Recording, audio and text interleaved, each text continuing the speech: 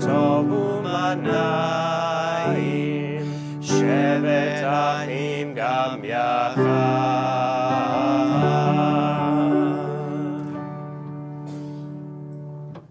Shabbat Shalom and Chag Sameach. It's lovely to be here together for our short-ish service. We're going to move pretty speedily through our Shabbat/festival service here this evening, and then we will proceed post-haste into all of Jewish history in one night. This is an experiment, and we'll see how it goes. My hope is that it's a good experiment, and we will build on this for next year. We've got a number of folks in our kahal, in our community, who are going to be sharing some of their wisdom this evening and their experiences, and we should have a good time.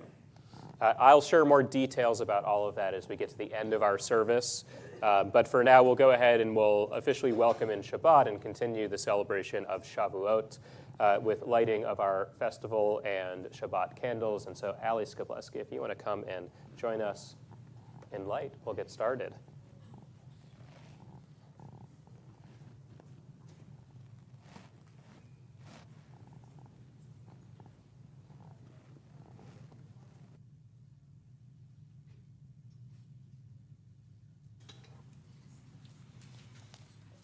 Baruch atah Adonai Eloheinu melech haolam asher kiddushanu b'mitzvotav v'tzivanu adlik ner shel Shabbat v'shel Yom Tov.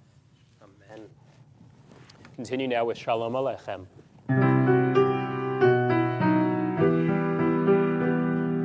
Shalom Aleichem, Malachei Hasharei, Malachei Elyon.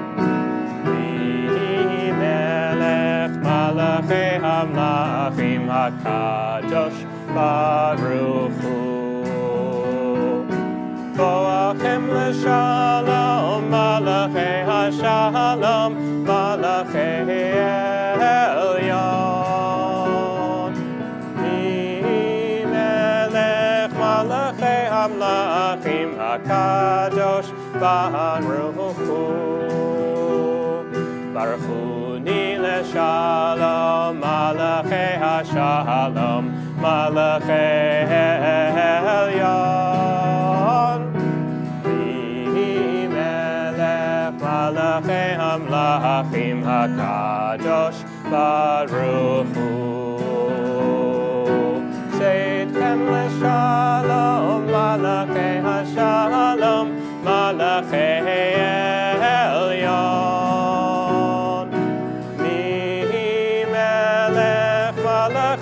Hamlachim HaKadosh Baruch Hu.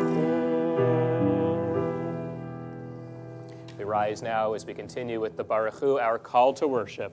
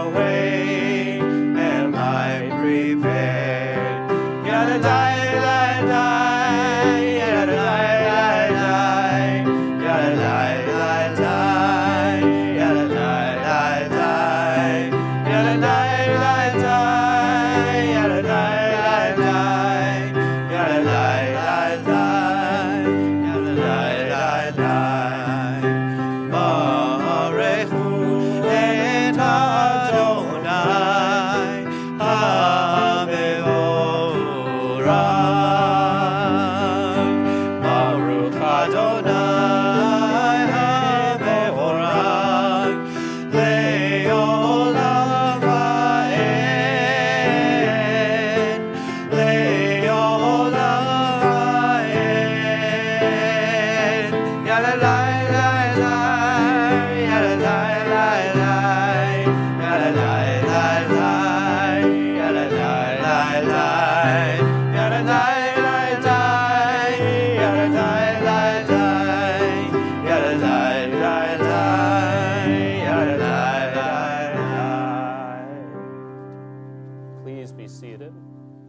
I invite you to close your eyes and to focus as we proceed with the watchword of our faith, the Shema.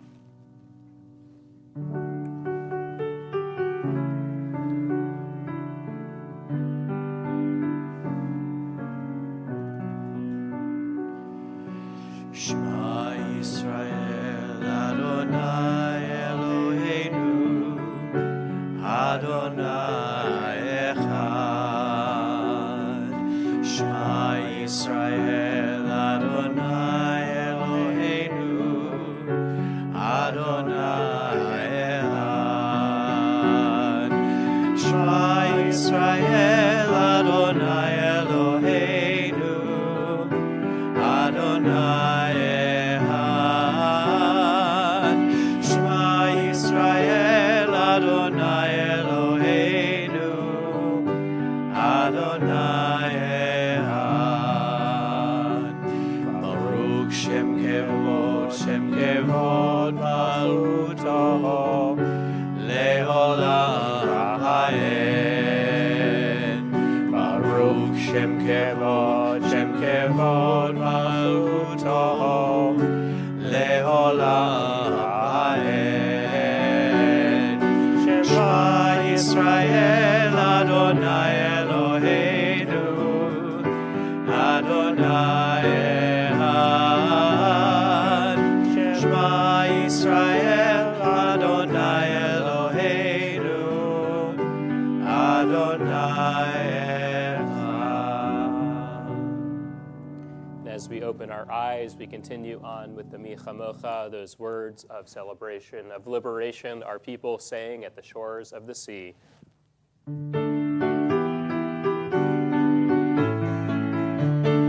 Boka ba'elim Adonai, Bikamoka nedar ba'kodesh. Bikamoka ba'elim Adonai, Bikamoka nedar ba'kodesh. Nora tehilo, osei lele. Nora tehilo, osei lele. Adonai imlach leolam va'ed. Bikamoka ba'elim Adonai, Bikamoka nedar ba'kodesh.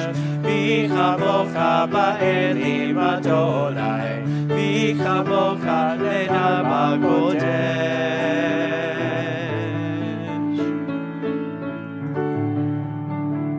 Continue singing Hashkivenu, our prayer for peace and for security as we head into the evening.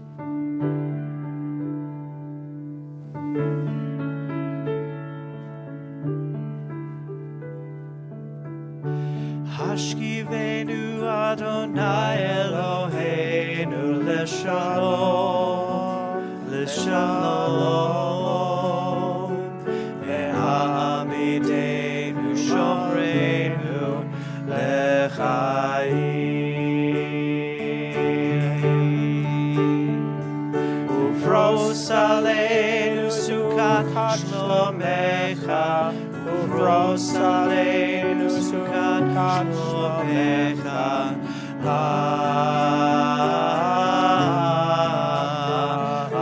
Amen. Shelter us beneath thy wings, O Adonai.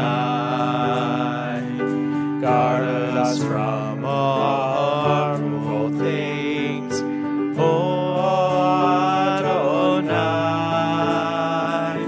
Keep us safe throughout the night, till we wake with morning's light. Teach us, God, wrong from right, O Adonai. Amen.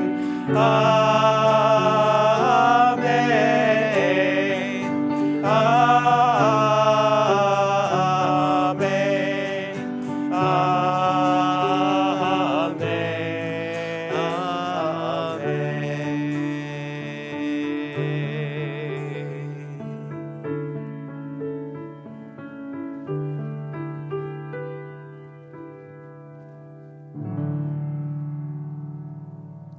read together at the bottom of the third column.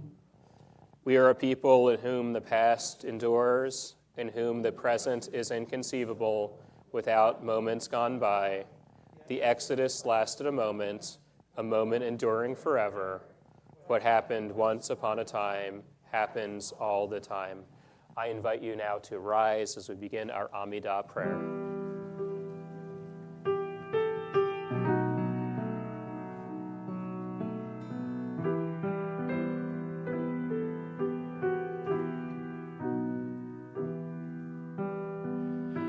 Na na na na na na na Adonai.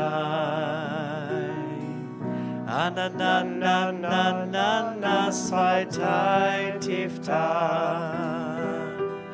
Na na na na na na Ufi Yagid.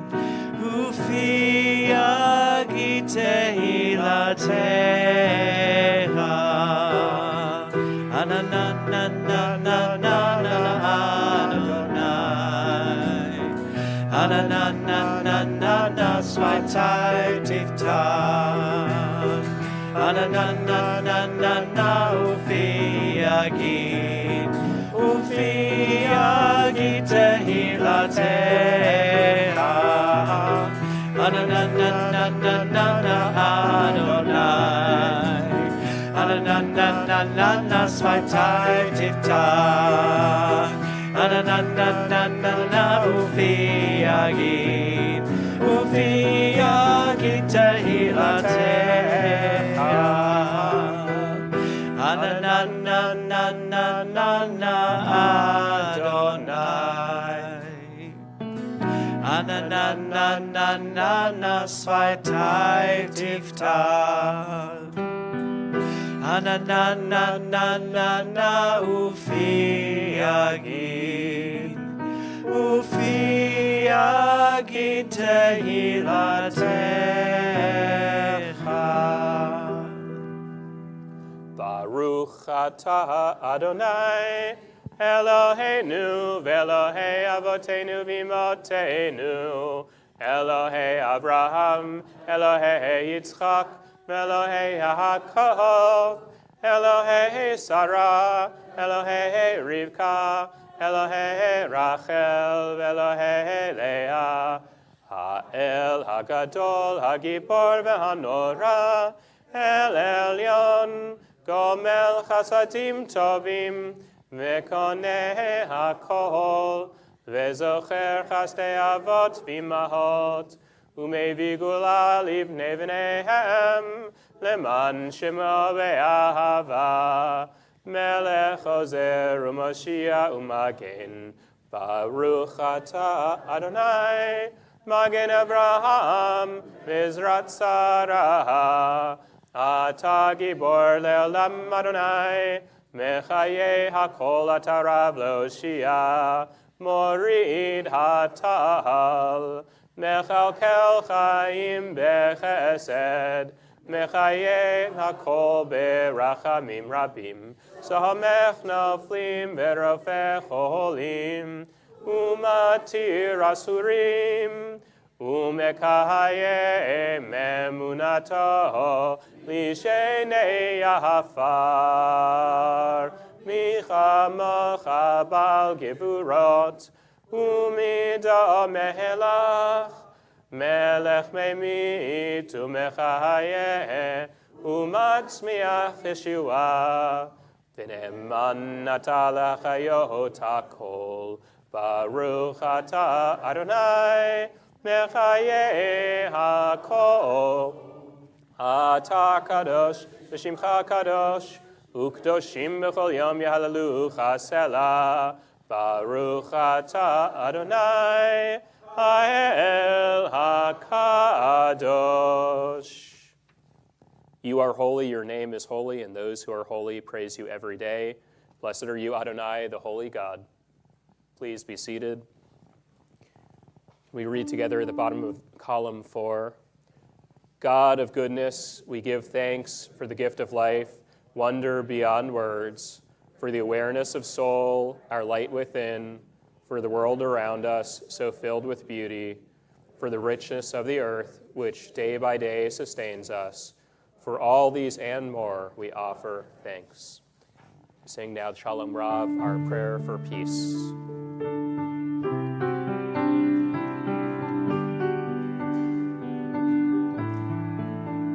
Shalom Rav, Yisrael Amcha, Tasim Leolam. Shalom Rav, Yisrael Amcha, Tasim Leolam. Ki Atahu Melech Adon, Lechol HaShalom. Ki Atahu Melech Adon, Lechol HaShalom.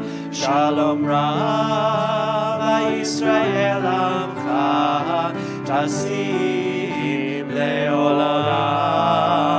Shalom Rav, Yisrael Amcha, Tasim Leolam. V'tov b'einecha levarech et Amcha Yisrael b'chol עת ובכל שעה בשלומך.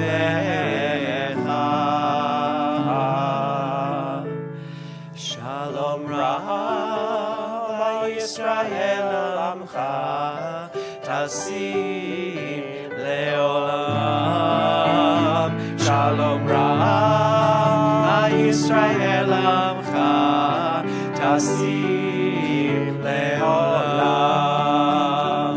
Tasim Leolam. Tasim Leolam.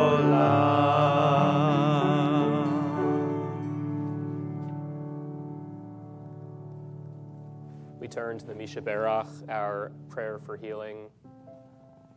I invite you to say the names of any of those for whom you'd like to pray for healing, aloud or in your heart as my hand passes over you, whether they be in need of healing of mind, body, or spirit.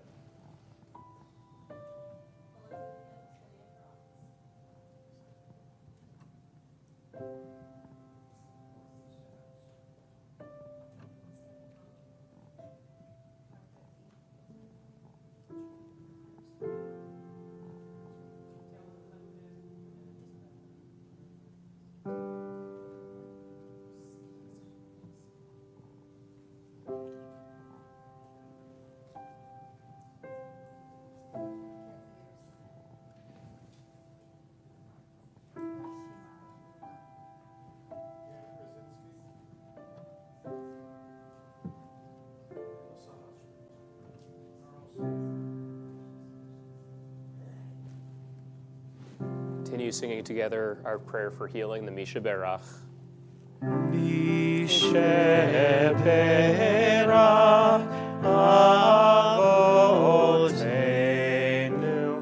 B'kol habracha Le'imotenu. May the source of strength, who bless the ones before us, help us find the courage to make our lives a blessing, and let us say, Amen. Mishe Berach Imotenu B'kol habracha Lavotenu. Bless those in need of healing with refuah shelema, the renewal of body, the renewal of spirit, and let us say, Amen.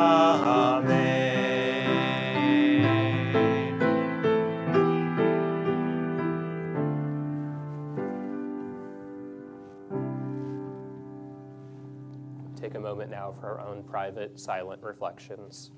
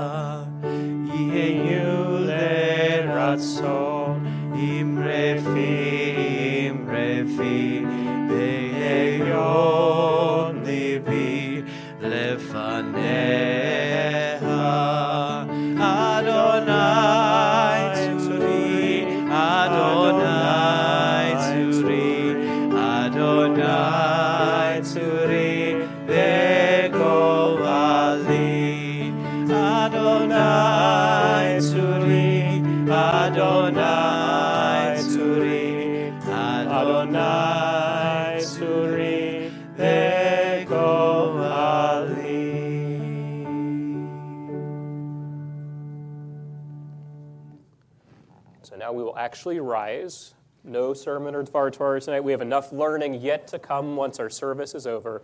On the top of the sixth column, we continue with the Aleinu. Aleinu leshabeach ladon hakol, latet gedula liotzer breshit, shelo asanu kgoye haratzot, velo samanu mishpechot ha'adama, shelo sam chelkenu kahem, vegor aleinu kechol hamonam, v'anachnu korim umishtachavim umodim lifnei melech malchei hamlachim hakadosh baruch hu v'ne'emar v'haya Adonai lemelech al kol haaretz bayom hahu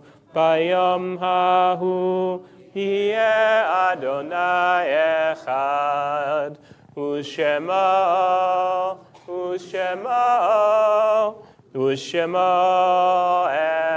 echad. Please be seated.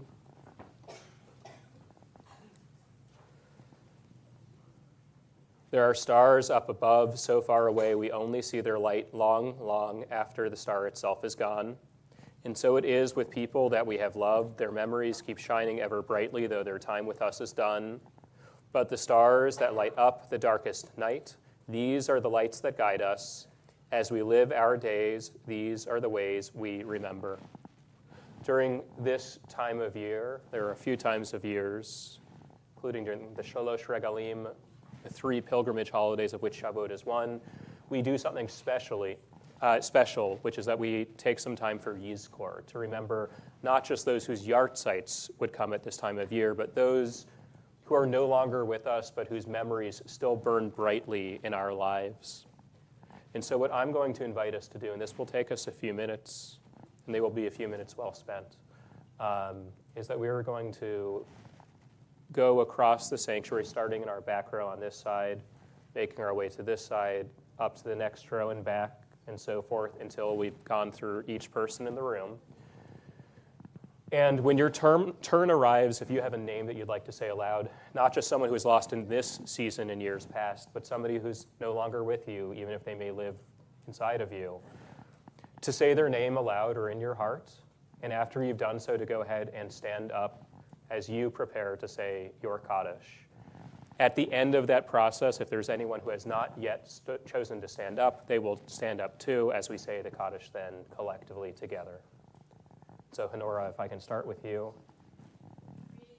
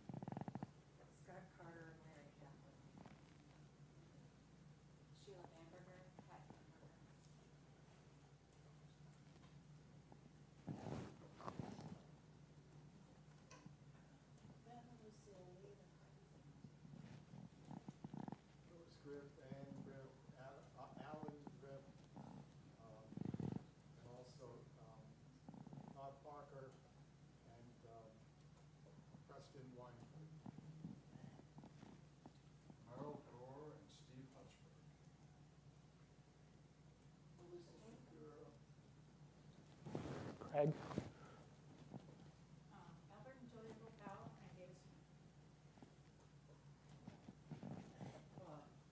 Nancy, Lars, and Louise Mullen.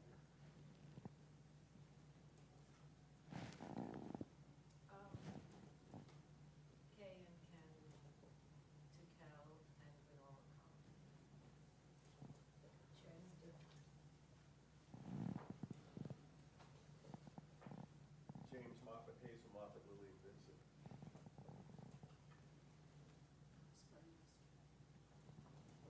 Josephine Rita Shore. Helena Charles Baker. Lynn Stojarowski. Steve Reinhardt. Charles and Margaret Duckett and David Mead.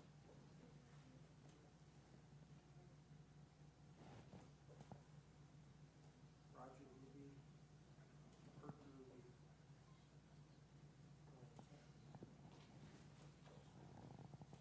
Ellen Morris, Isaac, Erwin, Sarah Davidson. Ellen McCarronson. Edgar Spears, Rebecca Rosen. Robert Selesky and Jim Selesky, Vinny Selesky, Cheryl Thomas, and Marjorie Burkett. Javier Schwartz and Jenny Shapiro.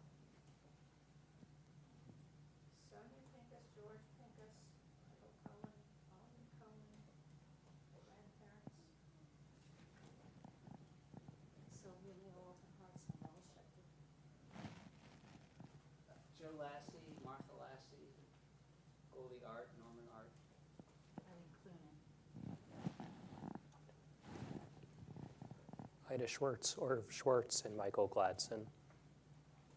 Continue now as a community in all of their memories. A Kaddish for anyone who does not have someone to recite their Kaddish. We continue. Yitkadal v'yitkadash shmei Rabba ve'alma divra chirute v'amlich malchute v'chayechon u'vyomechon v'chaye d'chol beit Yisrael v'agala u'vizman kariv v'imru amen. Yehe shmei Rabba mevorach le'olam u'almei almaya Yitbarach v'ishtabach v'itpa'ar v'itramam v'itnaseh v'ithadar v'it'ale v'it'alal shmeid kudsha b'richu le'ela min kol birchata v'shirata tushbechata v'nechemata damiran be'alma v'imru amen yehe shlama rabba min shemaya v'chaim aleinu ve'al kol Yisrael v'imru amen Oseh shalom b'mramav Hu Yaseh Shalom, Aleinu ve'al kol Yisrael, v'imru, Amen. Zichron lam livracha, may their memories be for a blessing, and together we say, Amen.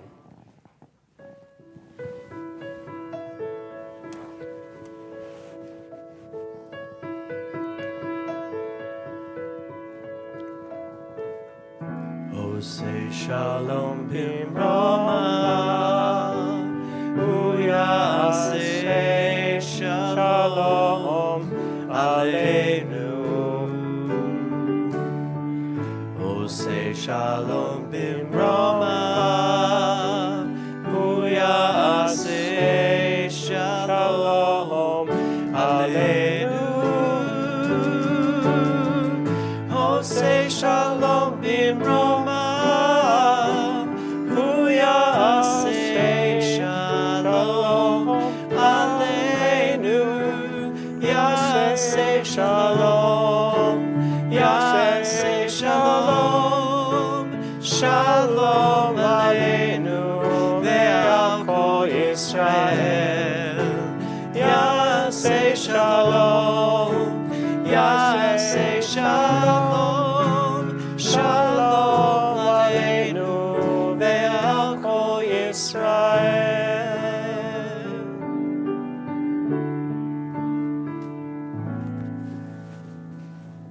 Please be seated.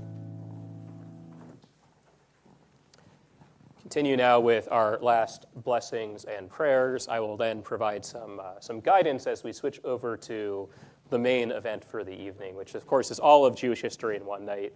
But before that, we will do our Kiddush Motzi and sing our priestly benediction. Baruch atah Adonai Eloheinu melech haolam, borei peri hagafen. Baruch atah Adonai Eloheinu melech haolam, asher kitshanu b'mitzvotav v'ratzavanu. Shabbat kodsho be'ahava uvratzon hinchilanu, zikaron lemahaseh v'reishit.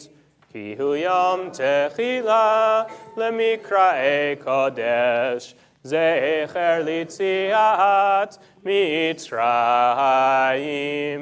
Ki vanu v'acharta ve'otanu kidashta im kol ha'amim v'shabbat kodshecha be'ahava uvratzon hinchaltanu. Baruch atah Adonai mekadesh HaShabbat. L'chaim. And then we share a brief motzi. Ha-motzi lechem min haaretz. We give thanks to God for bread. Our voices rise in song together as our joyful prayer is said. Baruch atah Adonai Eloheinu melech haolam, ha-motzi lechem min haaretz b'tehavon.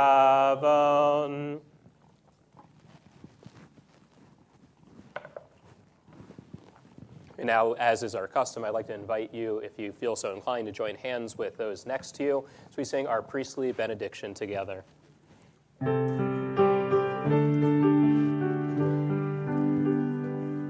Yevarechecha Adonai ve'yishmerecha, Yair Adonai v'navelecha v'chunecha, Yisa Adonai penav elecha v'yasem lecha. Shalom, shalom, shalom. V'yasem lecha shalom, shalom. V'yasem lecha shalom, shalom, shalom. V'yasem lecha shalom, shalom. V'yasem lecha shalom.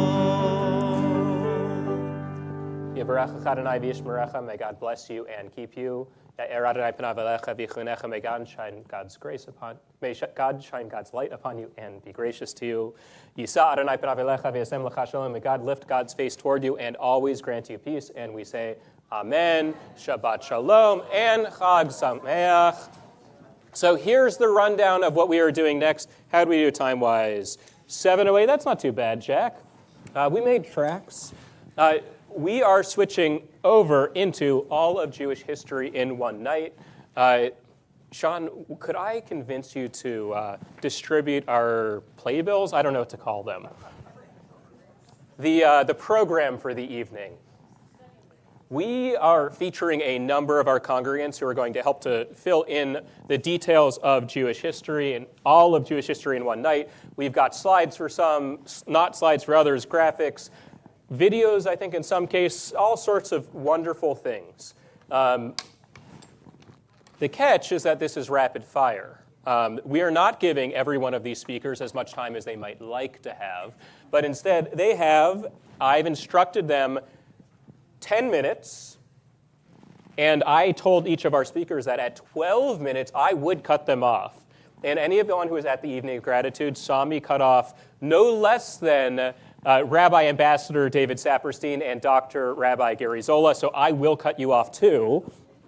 Otherwise, we'll never get home. We have a wonderful stoplight, red, green, yellow timekeeper, which I will set for every speaker. It will, for our speakers, it will beep at you a little as a warning at 8 minutes, I think, and then it'll go crazy at 10 minutes, and that's how you know that your time is really running out.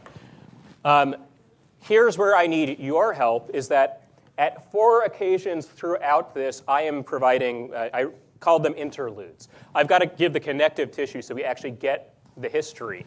I am using materials that I have used in teaching Jewish history in much longer formats than this before, and we can't have this be hours long. So I know. It will be maybe 90 minutes long or something like that, but we're not going for hours upon hours. Your job, community, Temple Sholom, I get 5 minutes. You cut me off after 5 minutes of each interlude. So someone's got to be the timekeeper. You got to keep me honest. Otherwise, we will be here all night. And what does that mean? The phrase I used yesterday in describing this was, this will be a comedically fast summary of Jewish history, and that's just fine. We'll still learn a heck of a lot from this. Other things to know, we have wonderful food and refreshments outside. I don't anticipate that all of us will be able to have if you know the Yiddish word sitzfleisch, the ability, the endurance to sit still in one spot for all of these presentations in a row. So if you need to get up and relieve yourself or go get some butter popcorn, some cheesecake, some cheese, anything outside, please feel free to do so politely and kindly between presentations. Welcome yourself right back in. You can snack in the sanctuary. As I've said before, we're not that kind of synagogue at Sholom where we frown upon such things in all circumstances. This is one of the circumstances where you can bring a snack in with you so you can enjoy these presentations and have a good time. I don't think I missed any hadracha, any guidance to go along with this. Any presenters who can tell me that I missed something critical? I'm not seeing none. I'm actually very honored to have the first, what? Oh, well, so then I will stall. I'll introduce. Our first speaker this evening is none other than my wonderful wife, Hara Jun. For those of you who don't know little bits of Hara and my story, we are both, if you've heard beauty school dropout, we're both doctorate program dropouts. We decided all but dissertation was sufficient for a world that doesn't really have any jobs in the humanities. But Hara's area of study, before she then went into working in Jewish social justice spaces, was ancient Near Eastern literature and, what was it, biblical and ancient Near Eastern literature? Is it BANE? What does it stand for? Okay, that, what she said. Do we have this mic on? We can center it perfectly even. And so Hara is going to be sharing with us. We can go to the title slide here.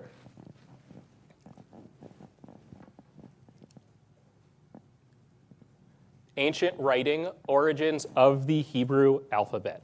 And so Hara, I'm going to start our timer. Are you ready? No. I don't really know how to work this timer that well, so it's going to take me a few tries before I get into a rhythm here. This is too much pressure. All right, so as Rabbi already said, I've been studying, goodness gracious, for I think 14 years, the Bible and the ancient Near Eastern text. And we're going to kind of go through the very, very little bit of it. And I wish we had more time. I keep telling Ari, I'm like, give me a class to teach. I would love to teach more. So we're going to get a little bit of it. Can you do that next slide? Yes. So today we're going to talk a little bit about the ancient writing system. I wanted to talk, obviously, we're going to end up in the Hebrew Bible, but also kind of like a broad view of the ancient writing system around that time, because it's actually really cool, and where we're going with this. Okay, next slide. So we'll be showing a lot of pictures, and I'll be kind of just explaining it. So I don't know, I'm sure some of you guys know, and some of you guys don't know, the area of what we call ancient Near Eastern. Ancient Near East. What that section means, it goes all the way to Egypt on the left, and then it goes all the way to Persia to the right, and it's that center area right there. That is a place where a lot of war happened for a really, really long time and continues to happen. This is also where a lot of civilizations have started, and a lot of kind of knowledge and like astronomy and math and a lot of really cool stuff came from this section. As you can see, Israel, Palestine is very, very teeny in the middle, but it is centered to all of this area, which means that we have really big empires like Egypt on the left, Mesopotamia on the right, Anatolia or Hittite on the top. So these people, as they're trying to go from one area to another to capture different places, where do they cross? Israel. That's probably why this is still a place of high conflict to this day, because all of these big areas we're trying to cross those things. So we're going to talk a little bit about the writing system of these big empires and how we got to the writing system of Israel today. Next. I wish those were bigger. I didn't realize how small. So one of the really cool writing systems from the right side, from Mesopotamia, is called cuneiform. Anybody familiar with the cuneiform? Yay! Cuneiform is usually written in either clay or stone. And with clay, they took like a reed, and at the end of it, there was like a little bit pointing things. So they would write it in clay. And then obviously on rock, they would chisel it. When I used to study cuneiform, my dad used to always be like, why are you literally studying chicken scratch? Because it looks like, I don't know if you can really see, but it really looks like chicken scratch. And back then, literacy was not so good, so you had to pay a lot of money to get a scribe, and a scribe would make a lot of money writing all of these things on tablets. So a lot of these are actually receipts, wages, a lot of administrative literature has been found. We have hundreds and hundreds, probably thousands of these that still have not been read and translated. So if you wanted to get into this field, learn this complicated, cuneiform system and publish some stuff, there's so many of them that are still sitting in drawers and drawers of like Harvard and Yale and University of Chicago that you can definitely publish some stuff for yourself. So on the top, these are my fingers. You can see the top left is very, very small. So we have little tiny ones to bigger ones, the one on the right. This one I just put in for kicks on the left bottom. I don't know if you can see, but they used to also write letters. Not like, Dear Susan, but a lot of these transactional letters, right? Like, I give my son to you for exchange of your daughter, and, a lot of transactional ones. But the cool thing is they used to also have envelopes. They used to have little tablets and then put an envelope over it, and then they would seal it with a cylinder seal. So that cylinder seal, as you can see a little bit, would have kind of, their family markings or their personal markings, so you can decorate it, or kind of, how we have the wax stamps these days? It's kind of like that, but in the older settings.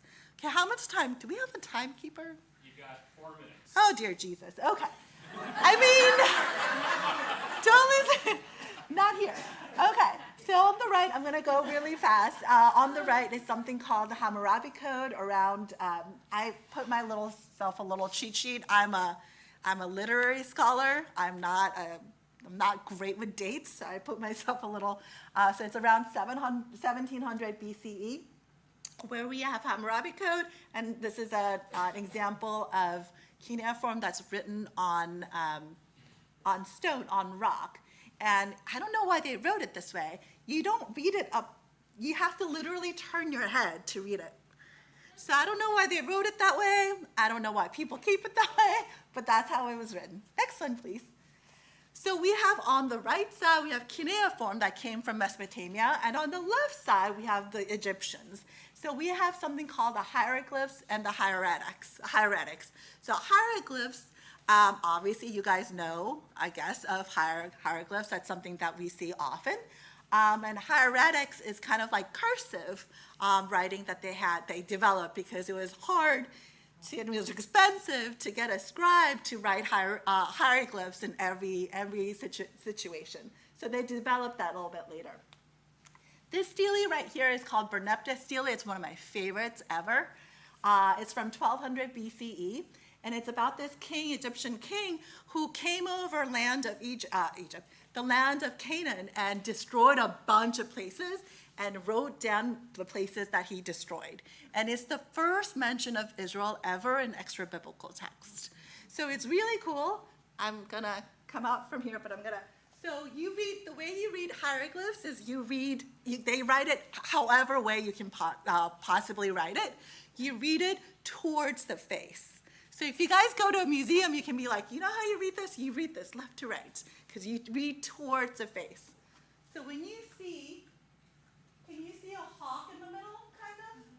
You will be reading from right to left. You read towards the face. And sometimes they write it the other way. It really depends. The Egyptians were like really cool, decorative, artsy people that they wrote it however they wanted to write it, as long as you read it towards the face. So this says Yisrael, and then what are the two things at the very top, or the very left? Do you see? What are those two things, back to back? Can you see? Can you see a little? Are they kings or? Yeah, they're like people, right? They're just people sitting. And then on the bottom, there's three like dots. The dots means that there are lines. That means this is plural. There's like a lot. And the two people mean that these are people. So the cool thing about this is when this was established in 1200 BCE, Israel was not a city or a land or a nation. It was still just a people group.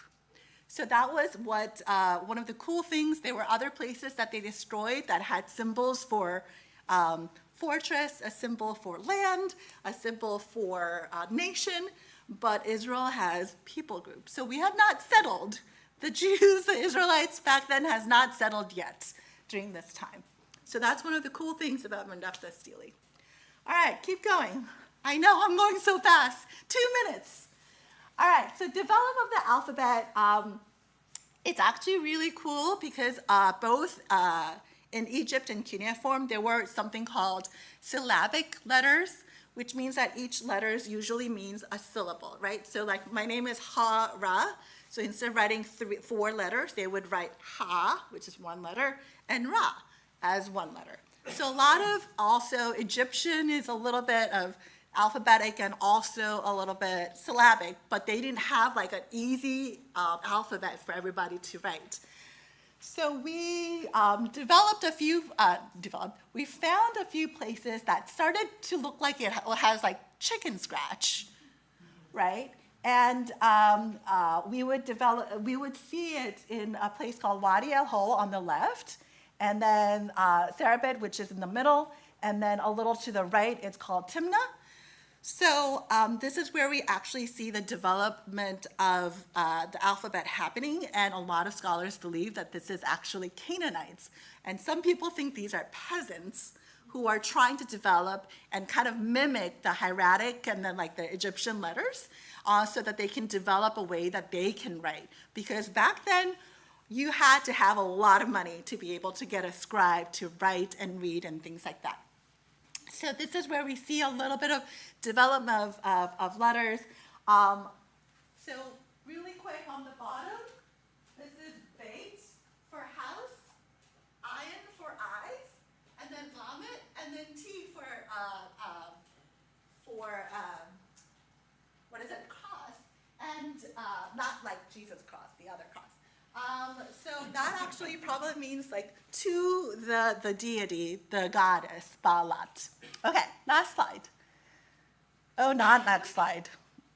So we started developing those and seeing that, and we have a letter or writing system called Paleo-Hebrew. And Paleo-Hebrew, we have a few examples of that. So this is before the text that we have now. We have something called the Gezer calendar, and we have something called the Ketef Hinnom amulets, which is really, really cool because what do we sing at the end of every service? Nobody remembers what we sing. What do we sing at the end? The priestly blessing.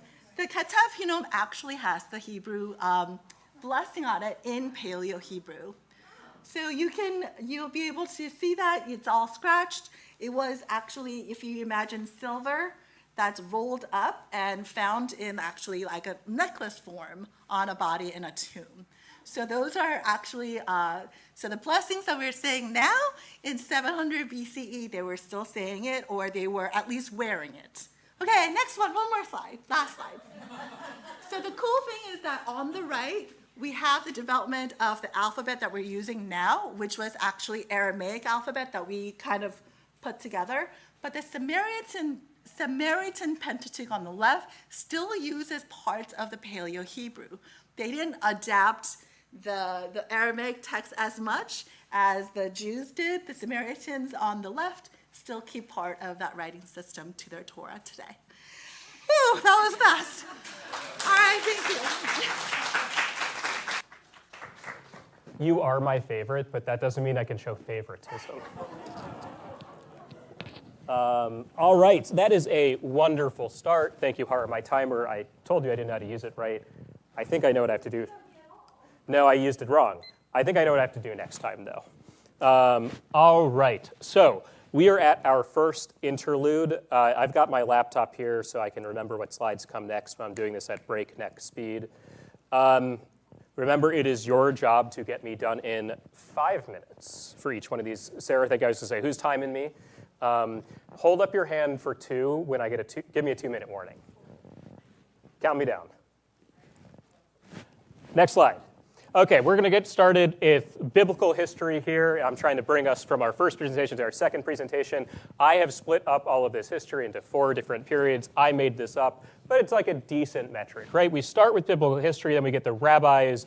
It's called late antiquity. Then we get medieval history, which we know, and modernity. Next slide. We've got lots of different sources for history at this point in time. We have the biblical text, which is okay. We have archaeology, and we have what Hara actually just heard a little bit about, ancient Near Eastern texts. Next slide. Skip the next slide. We don't need that one. Biblical history can be broken up into a handful of different eras. So we have the patriarchal era. That's, Abraham, Isaac, and so on. We have the Exodus that speaks for itself. We have the Judges. Those are people like Samson and so on who have an interesting cycle. We'll get there. United Kingdom. This isn't the UK that in the modern world. This is like the northern and southern kingdoms of Israel. Northern and southern kingdoms of Israel when they are united. That lasts only 3 generations. Then we get into the southern divided kingdom of northern and southern. We get the destruction of the first temple. That's in 586 BCE. Persian period. Greco-Roman period. Next slide. We're going to go through those in just a hair of detail, like the tiniest amount of detail. I already mentioned Abraham, Isaac, Jacob. We don't really know if these people actually existed, but if they did, at least according to the stories, probably 2000-ish. That's the earliest time that we can put it, up to about 1400 BCE. Why 1400 BCE? Next slide. If we want to get into the Exodus story, the only way to make the math is that that's when the Exodus would have purportedly taken place. There's a great clip here we're not going to watch, but maybe later if you want it, we can do it. Next slide. Judges cycle. Judges cycle, really simple. It starts around like 1200 or so BCE.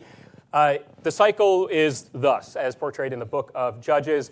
The Israelites begin to feel very good about themselves, and they start worshiping other gods. Real God gets mad, starts to punish them.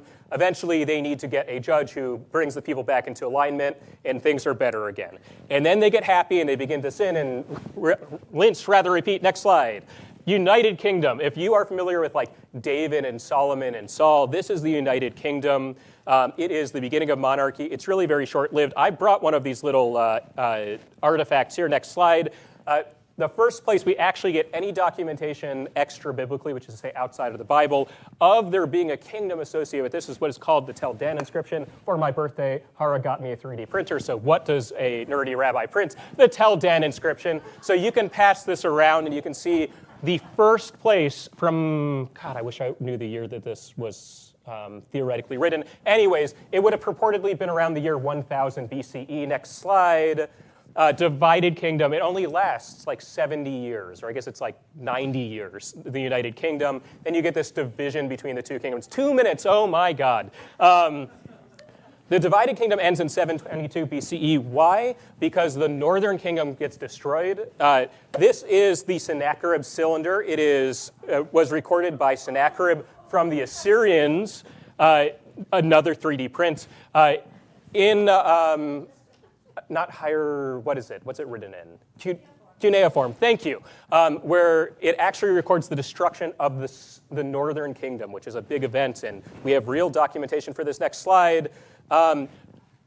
From the time that the Northern Kingdom was destroyed until the time that the Southern Kingdom is destroyed for the first time is just a couple hundred years. It goes from 722 BCE to 586 BCE, which is when the first temple gets destroyed. That's when we officially mark the beginning of the diaspora, although most people these days believe that the diaspora began earlier when Jews, or Israelites back then, decided that they would seek economic opportunity elsewhere. Next slide. We do actually have real documentation for destruction taking place. This is what's called a destruction layer. Most things during this time were made out of clay and mud bricks, right? So how do you know that this stuff really got destroyed? You find a baked mud brick within archaeology, and you can find layers of ash, and they actually have found that they date to this year. So this is, I don't think that Abraham, Isaac, and Jacob necessarily existed historically. We know this existed historically. We've got proof for it. Next slide. We also get a chronicle from Nebuchadnezzar who records the process of the sieges leading up to the destruction of the first temple. Next slide, Persian period. So 586 is when the first temple gets destroyed. It's only about 15 years before Cyrus, or Cyrus the Great as some call him, invited the Judeans back in to go and reestablish their temple, and they do precisely that. A second temple begins to get built, and it only really gets solidified, finalized, when Herod comes and really builds it up into this magnificent thing. So if you've seen pictures of the second temple, it's the Herodian temple that you're really seeing. Next slide. Oh, I really only have one more slide, so I'm going to do this last one. That's cheating, I know. This is where we get the Maccabee story. I'm done. All right. Next up, we have... It's tough to squeeze all that in just 5 minutes, but we just accomplished 1,700 years of history in 5 minutes, and that is a feat. Our next presentation, she gets a full 10 minutes, comes from Ali Skobleski. She's sharing, I would categorize this as Second Temple era history. So we've gone from the beginning of beginnings through most of biblical times, and Ali's going to share with us. We have our Why Fire? Sanhedrin Communication with the Jewish Diaspora. So go ahead, make yourself comfortable, get ready, deep breaths, and then I'm going to try to make this actually work this time. I'm just going to pull a timer. You're going to set a timer for yourself? Yep. Yeah. All right. No, the time doesn't start till she starts talking. Thank you. You ready? You good? There we go. All right. So initially, I had a topic that was way more forwards than this, but I decided to go back and look at some older stuff and found something that was interesting. So here we go. Next slide. So a little bit of background first, probably more background than you would ever want. The Great Sanhedrin was the legislative and judicial court of ancient Israel. There were also lesser Sanhedrins in towns that had at least 120 Jewish families, so they would operate on more of a local level, whereas the Great Sanhedrin was kind of in charge of everything. It consisted of 71 sages and elders chosen. So some were brought up from the lesser Sanhedrins, and others were chosen by the Nasi, the president of the Sanhedrin. Every single candidate had to be ordained, and they were looked at by a combination of their academic records, their personal facilities, and their spiritual qualifications. So we find this in Numbers 11, 16, and 17, when Moses is instructed to gather 70 of Israel's elders and essentially have their help in leading and passing judgment on the Israelites. We can assume that 70 plus Moses equals 71, and or 70 is an even number, so don't risk it and add someone else. And then the big task that we're talking about today is how we look at how we would declare months, because that's how they would figure out then when holidays were. Next slide. So there was not a standard way or a standard calendar at this point to consult to know when Rosh Chodesh was, which was the beginning of each month, especially in towns that were farther away from Jerusalem, like Babylon. And although everyone mostly had eyesight to see when the moon was in a different form, because of the discontinuity that would have happened if everyone was just allowed to declare their own new month whenever they thought it was, the Sanhedrin becomes the only body that's allowed to declare officially when months start. So they would call for witnesses from Jerusalem, to Jerusalem, who had seen the moon in order to make sure that their information was correct. And these witnesses were questioned in order to make sure that they were telling the truth and that all of the accounts were added up and made sense. And according to the Talmud, Rabban Gamliel actually had maintained diagrams so that if you were a witness that maybe didn't necessarily have the education or the words to describe what you were seeing, you could point to a little chart on the wall in his attic. And I don't know why you're going into someone's attic. Don't do that. Tell me about the moon. Come into my attic. Don't do it.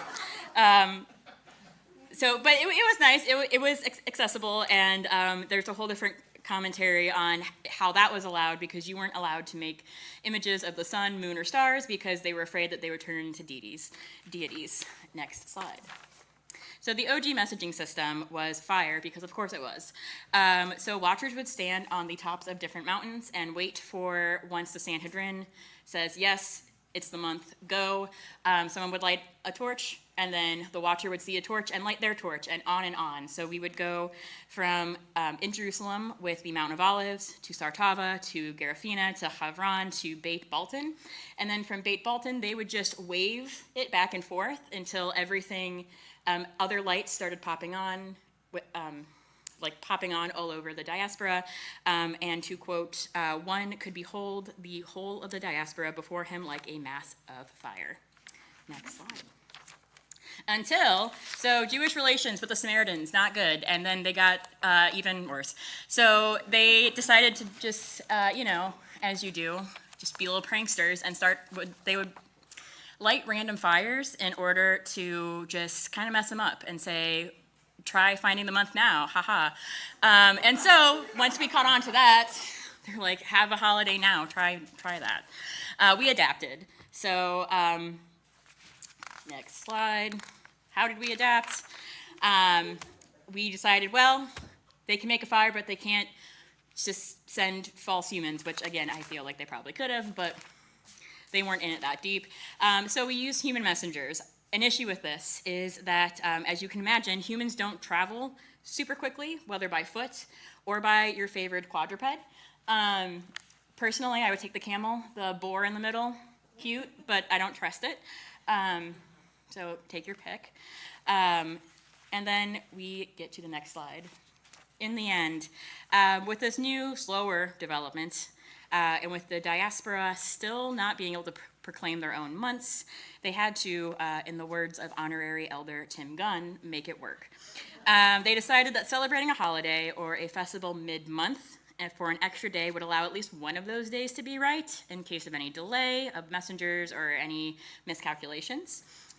Rosh Hashanah was harder because it's the beginning of a month of a brand new year, but to make it shorter, the rabbis proclaimed Yom Tov Shnei Shel Galiot, a second diaspora festival day, as a safety measure, which then eventually spreads to all of the festivals, which is why we have 2 Seders, we have 2 days that we celebrate Shavuot, and we have the first 2 days of Sukkot, which are our primary celebration days before the intermediary days. And that's it.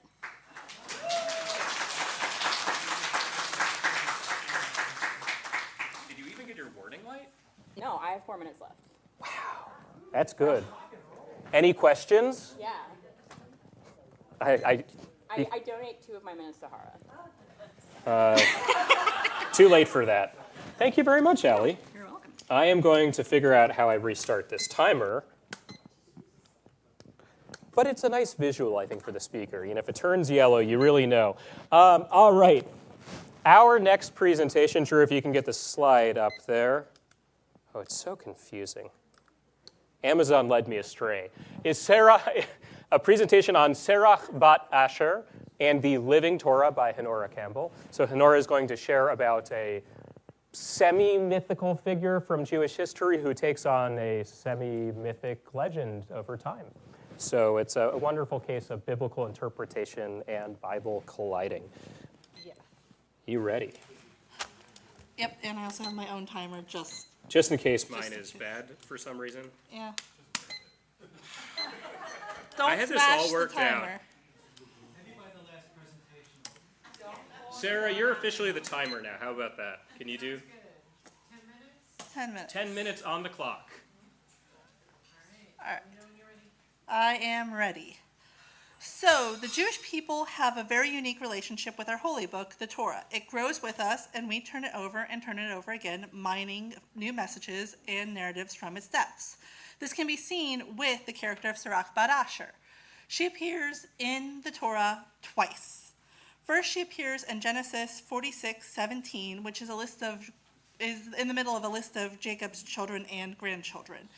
The verse goes, Asher's sons, Yimna, Yishvi, and Beriah.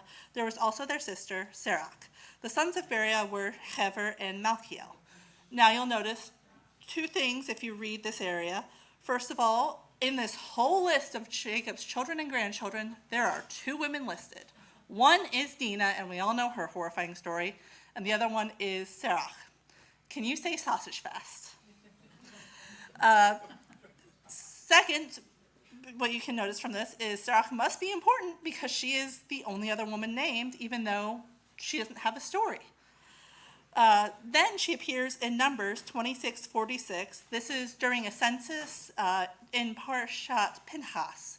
Basically, there was just a plague, and God wants Moses to do a census of all the Israelite people. So in the midst of listing all of the descendants of Asher that go to the Yimna family from Yimna and the Yishvite family from Yishvi, it then goes, the name of Asher's daughter was Serach. And that's it. That is all we have about Serach in the Torah.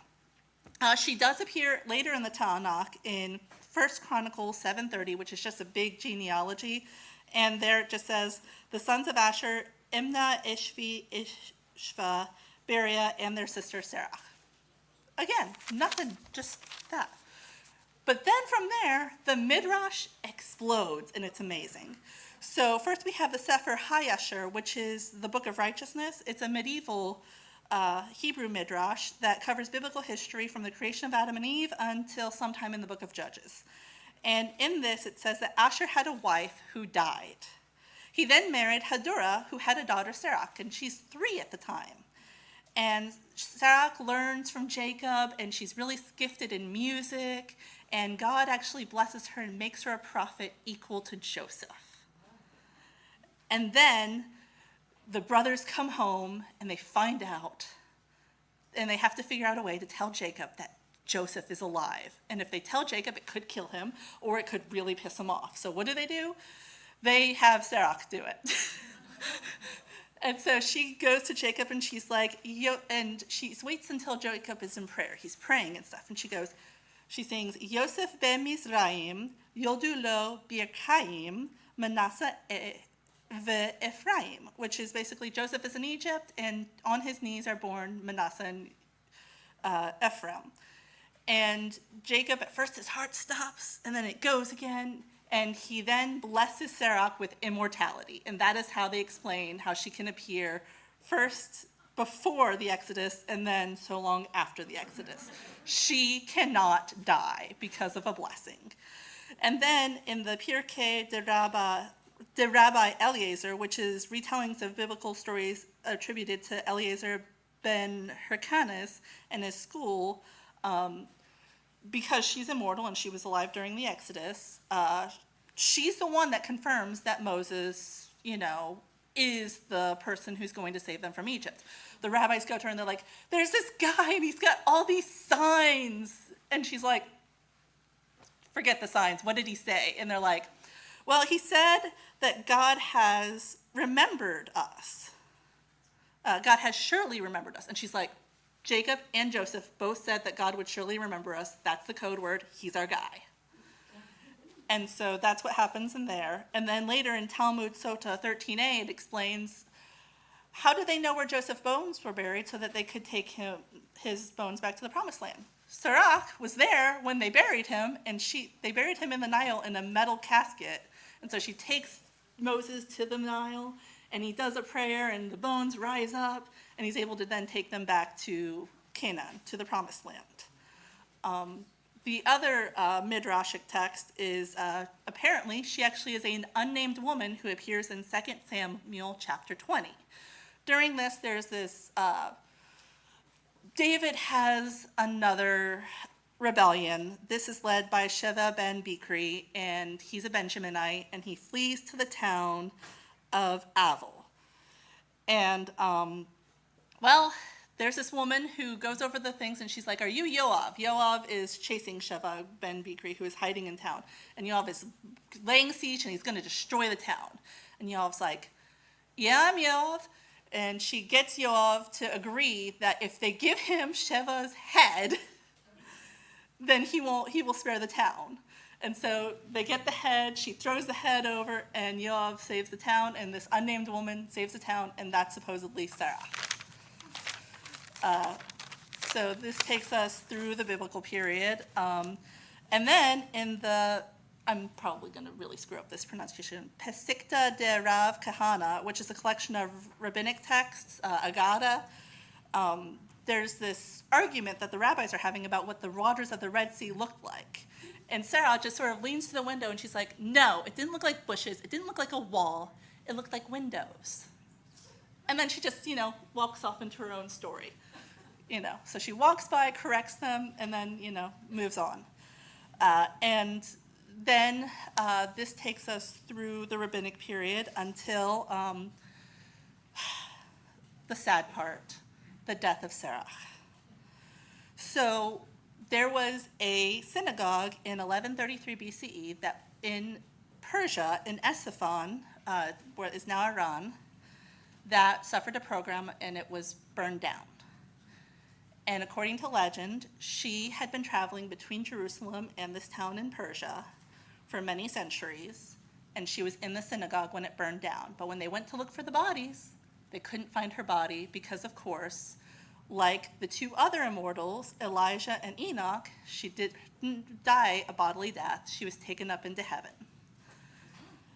And as a result, when the synagogue was rebuilt, it was actually named for her. It was the Serach Ba'asher Synagogue. And to this day, there is actually a pilgrimage place in Esaphan that you can go to that has it's called Serach's Room. It's a cave. And there's a cemetery that people actually want to be buried in to this day because they feel like there's a legend that it has like a direct line to Jerusalem for when the world to come happens. And so it's in Pir Bakran, Iran. And it's a very popular place for Jews still. And you'd think that would be the end of it because, that's 1133 BC. What else is there? But the thing is Sirach keeps popping up in history because to this day there is now a Sirach at the Cedar, a Haggadah supplement written by Magid Yitzhak Buxbaum, and there is a book that was recently written called Deathless, the complete, uncensored, heartbreaking, and amazing autobiography of Sirach Ba'asher, the oldest woman in the world, written by Andrew Raymer. Thank you, Sarah. We have taken a name, just a name that appears in two places, and created a rich legend that stretches from biblical times to the 12th century Iran and even to modern day. And that legend mirrors our own existence as the Jewish people. And I think that is magical. Thank you, everybody.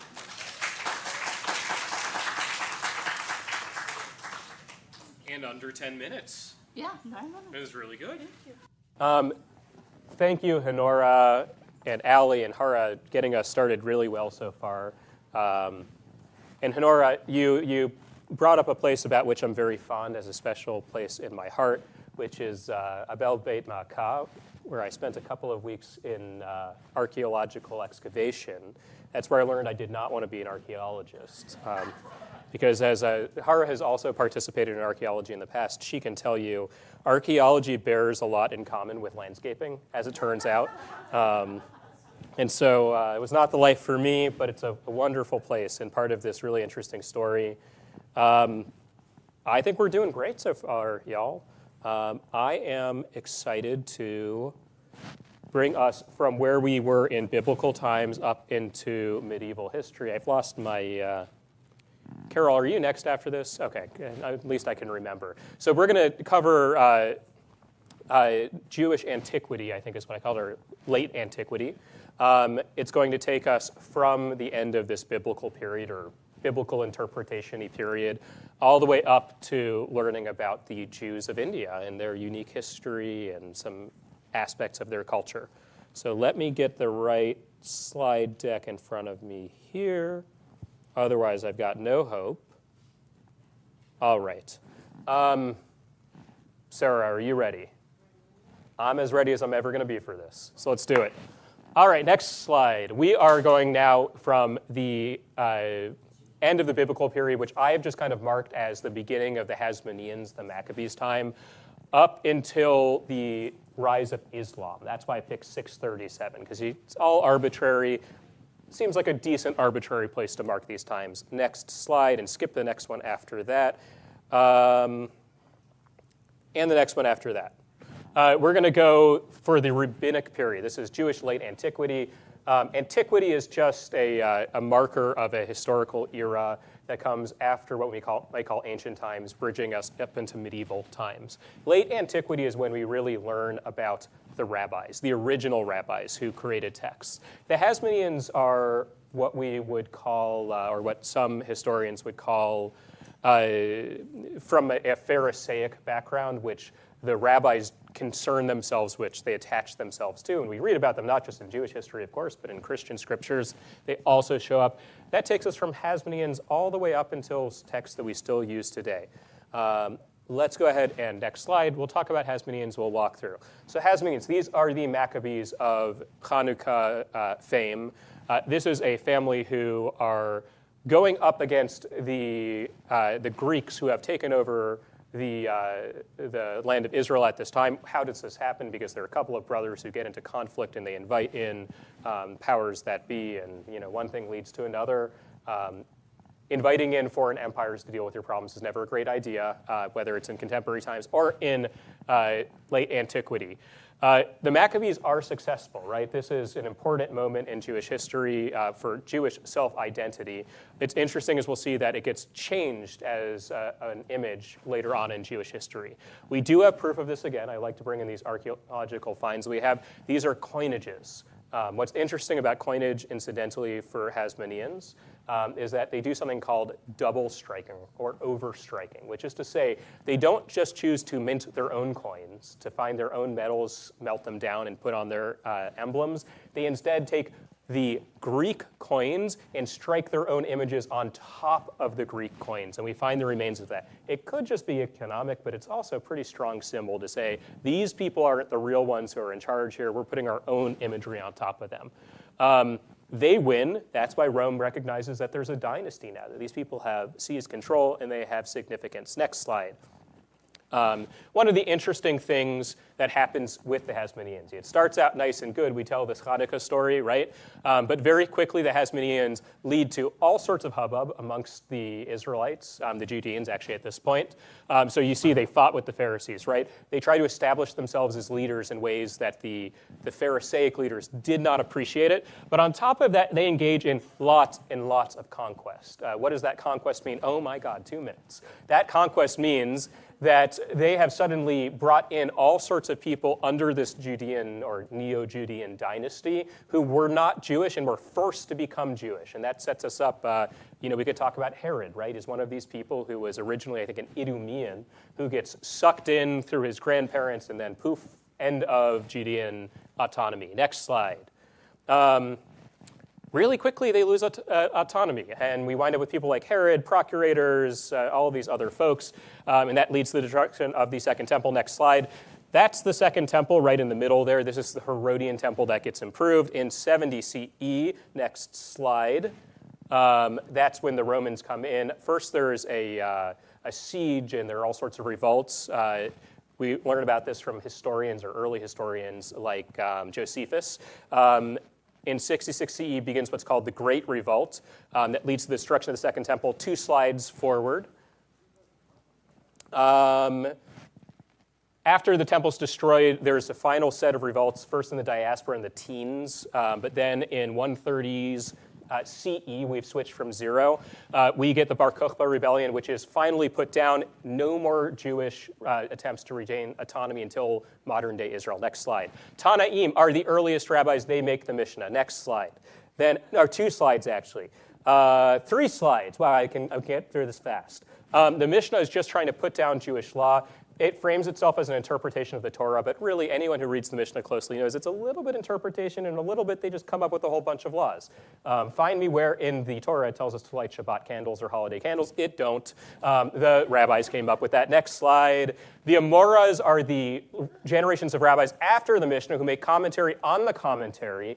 They're the ones who make what's called the Gemara. When you put the Mishnah and the Gemara together, that's what you get. That's called the Talmud. 2 slides in the future. Stamaim is this modern term that talks about who actually edited the whole thing and stuck it together. We know that it ends by the 6th century. Why? Because it doesn't really show any strong, 7th century, not 6th century, any strong hallmarks of Islam. So if it had continued on much longer, we would have signs of that. We only have the lightest of signs. So we think these people were the last ones to touch it, and that's the end of late antiquity. Now we have Carol Shore, who's going to share the Jews of India. I'm going to try one more time with this timer, and then I'm going to give up on it officially.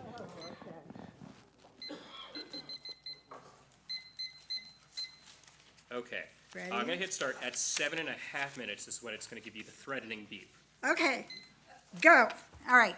Most of us are familiar with the Ashkenazi, Sephardic, and Mizrahi Jews, but Jews have been in India for several centuries, and they were integrated into Jewish society. Unlike diasporan Jews in other places, they have experienced virtually no anti-Semitism. They've had a harmonious coexistence with other Indian religions. First slide. Okay, so this is where the 3 main communities were in India. The one up at the top there around Bombay, Mumbai, that is the Bene Israel.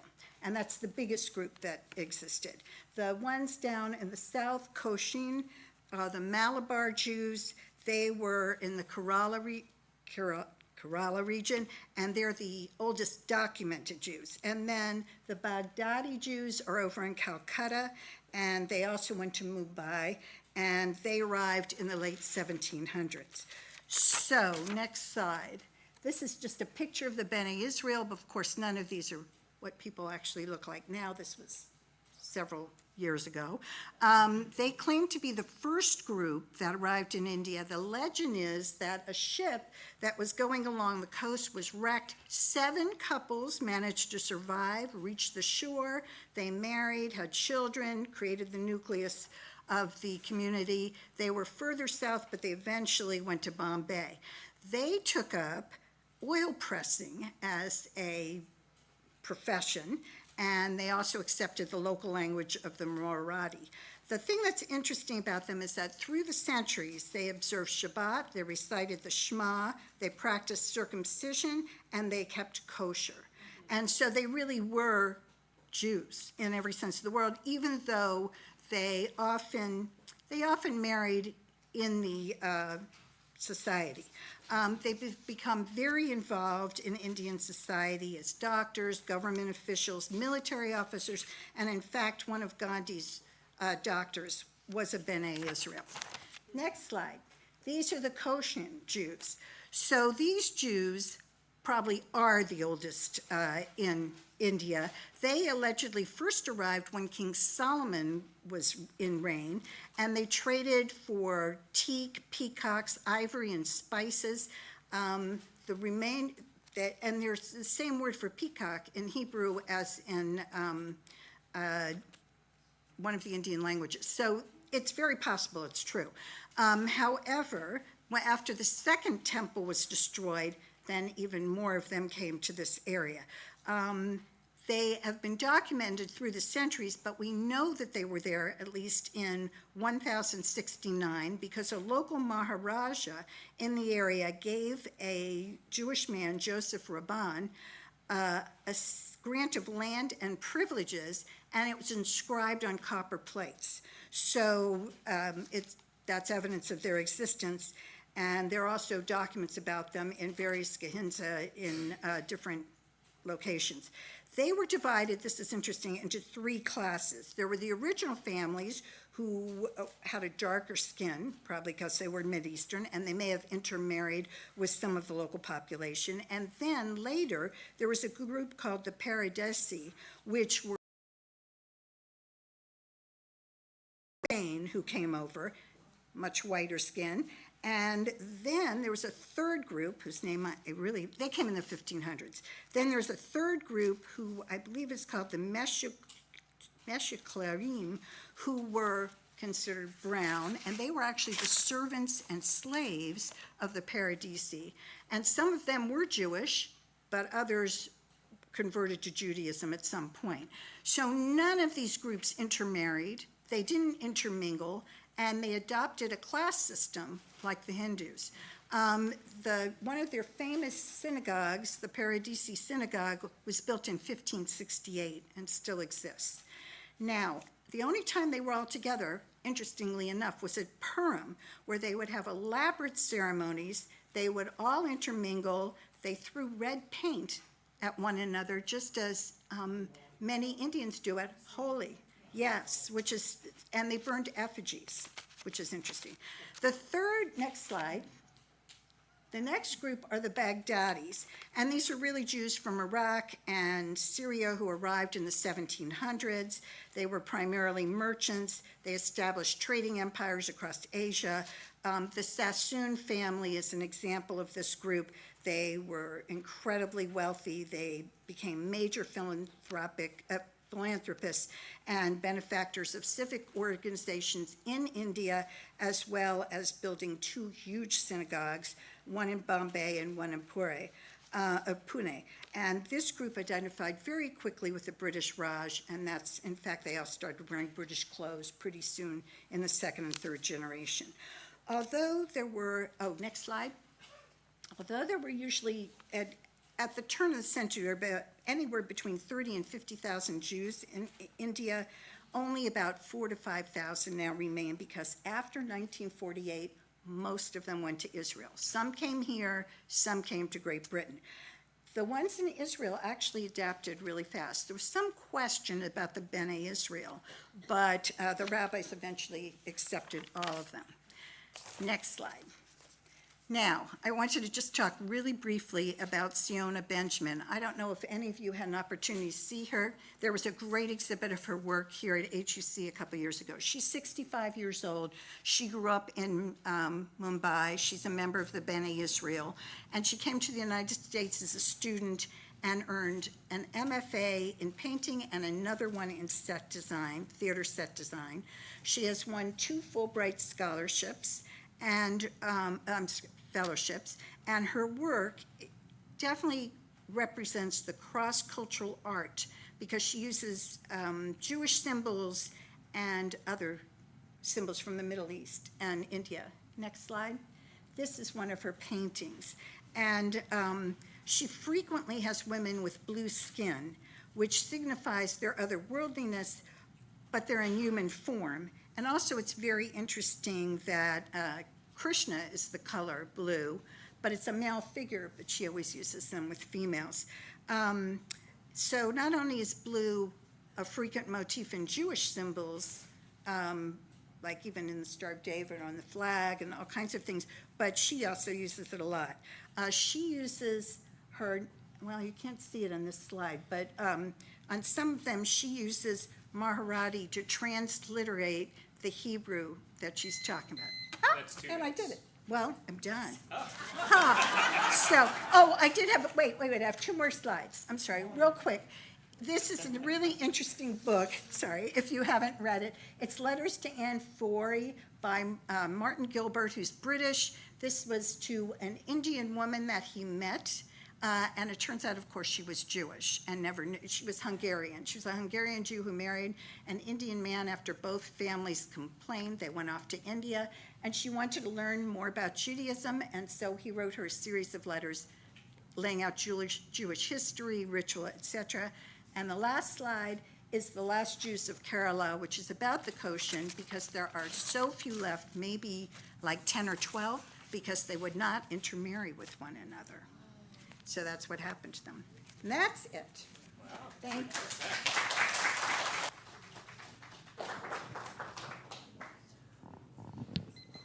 This has been really fascinating so far. I knew basically nothing about any of that topic. I think the piece I'm most excited by, though, this idea, like maybe we need to start burning effigies for Purim. That would be throwing paint and burning effigies. So if anyone wants to step up and you can start planning that, as long as the fire marshal doesn't shut us down, I would be fine with it. Okay, Sarah, get me 5 minutes, and we'll see how I do this time. All right, so we are now looking at medieval Jewish history. Medieval Jewish history actually we see a decentralization of Jewish life. So I'm not going to be able to track very specific things like we can during biblical period where it's like a single track, and even during rabbinic, it's mostly single track. We see some divisions here. So if you want to go 2 slides forward. Actually, no, 1 slide back. I'm completely off. 1 more slide back. This one, okay. So just to give you a sense here of what we're talking about from when Islam begins to spread across its early territories up until the beginning of modernity. Modernity here, you could pick a lot of different times. I picked the publication of, I think it's the Shulchan Aruch, gets published in the 16th century then. So it's a decent enough time to say that's modern Jewish life. Okay, now go forward 2 slides. Significant impact of Islam spreading across Persia and Arabic lands in North Africa on Jewish life for some really obvious reasons. Until this time, or even through this time, most Jews now live either in the land of Israel or they live in modern-day Iran. They're living under Sasanian Irani rule, which then gets toppled when Islam begins to sweep through the regions.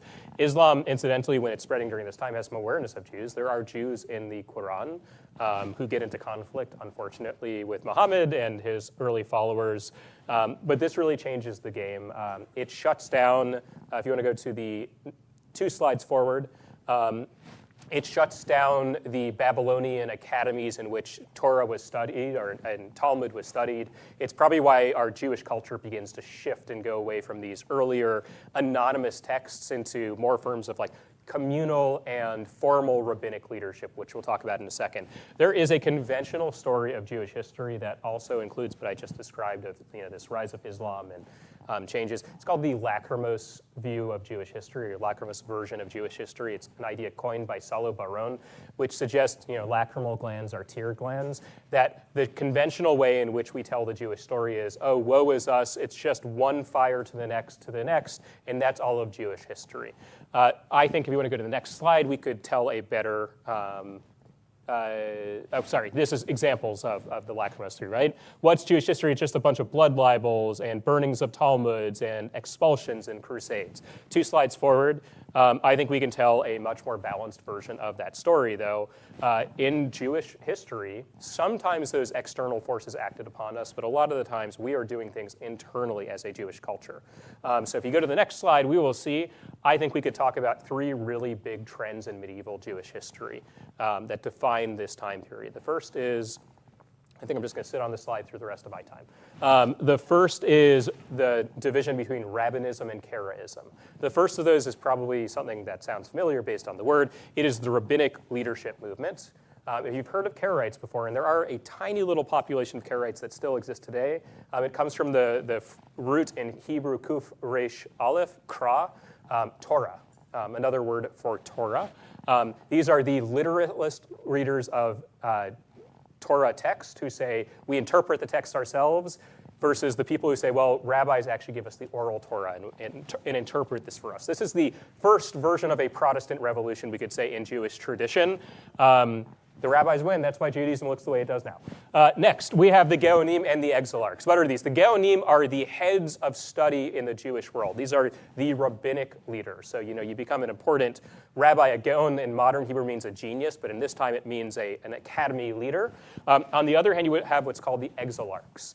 These are the secular powers of Jewish leadership. So think of like the president of the Jewish world. These are the people who work with the non-Jewish government. They collect taxes, they enforce the law, and then you have the nerdy rabbis who try to interpret things, constantly at clash between the two. So as much as we could talk about the external powers acting on us, we are going at it amongst ourselves all throughout medieval Jewish history. Similarly, rabbis and kahilot, right? These notice the rabbis are one warring faction in all of this. That's why Judaism looks the way it does today, because the rabbis won all these fights. They actually sort of don't win the last fight to some extent. This is more of a balancing act. But the rabbis are still here, and the kahila structures, the communal structures are gone. The kahilot are what are the communities willing to put up with, right? The rabbis say X, Y, and Z are the rules of Judaism, and the kahilot, the community say, we are or we're not going to do that. And so there's this balancing act that takes place throughout Jewish history between these two. And we have halakha that reflects that. You can't, as a rabbi, for instance, make a burden on Jewish law that extends beyond what your community might be capable of. And I'll just skip the rest of my slides. What do we have next? I lost my version. Thank you. Oh, so we have Lois Ruby is going to come up and share about the Baal Shem Tov. I hope are you going to share stories? I was hoping if you had some stories. The Baal Shem Tov is a wonderful, wonderful figure in Jewish history, so I'm excited for this. Even if you don't share stories, I'm still excited. Let me get you started, if I can. Whenever you are ready. I need my glasses. Oh, get your glasses. That won't help. And this will give that aggressive beep at you when you have 2.5 minutes left. Oh, wait, are they?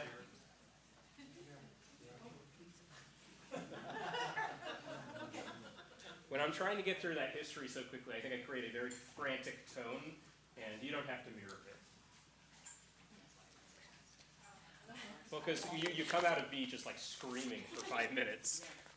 Okay, so this is going to be short. I promise you, short and to the point. The Baal Shem Tov, we've all heard this name, but of course it's not even a name, it's an honorific. And this man did have a name. We'll talk about that in a moment. And it means master of the good name. But what astonished me, because I've heard this all my Jewish life, is how little is really known and verifiable about this great man. And it depends on who you ask.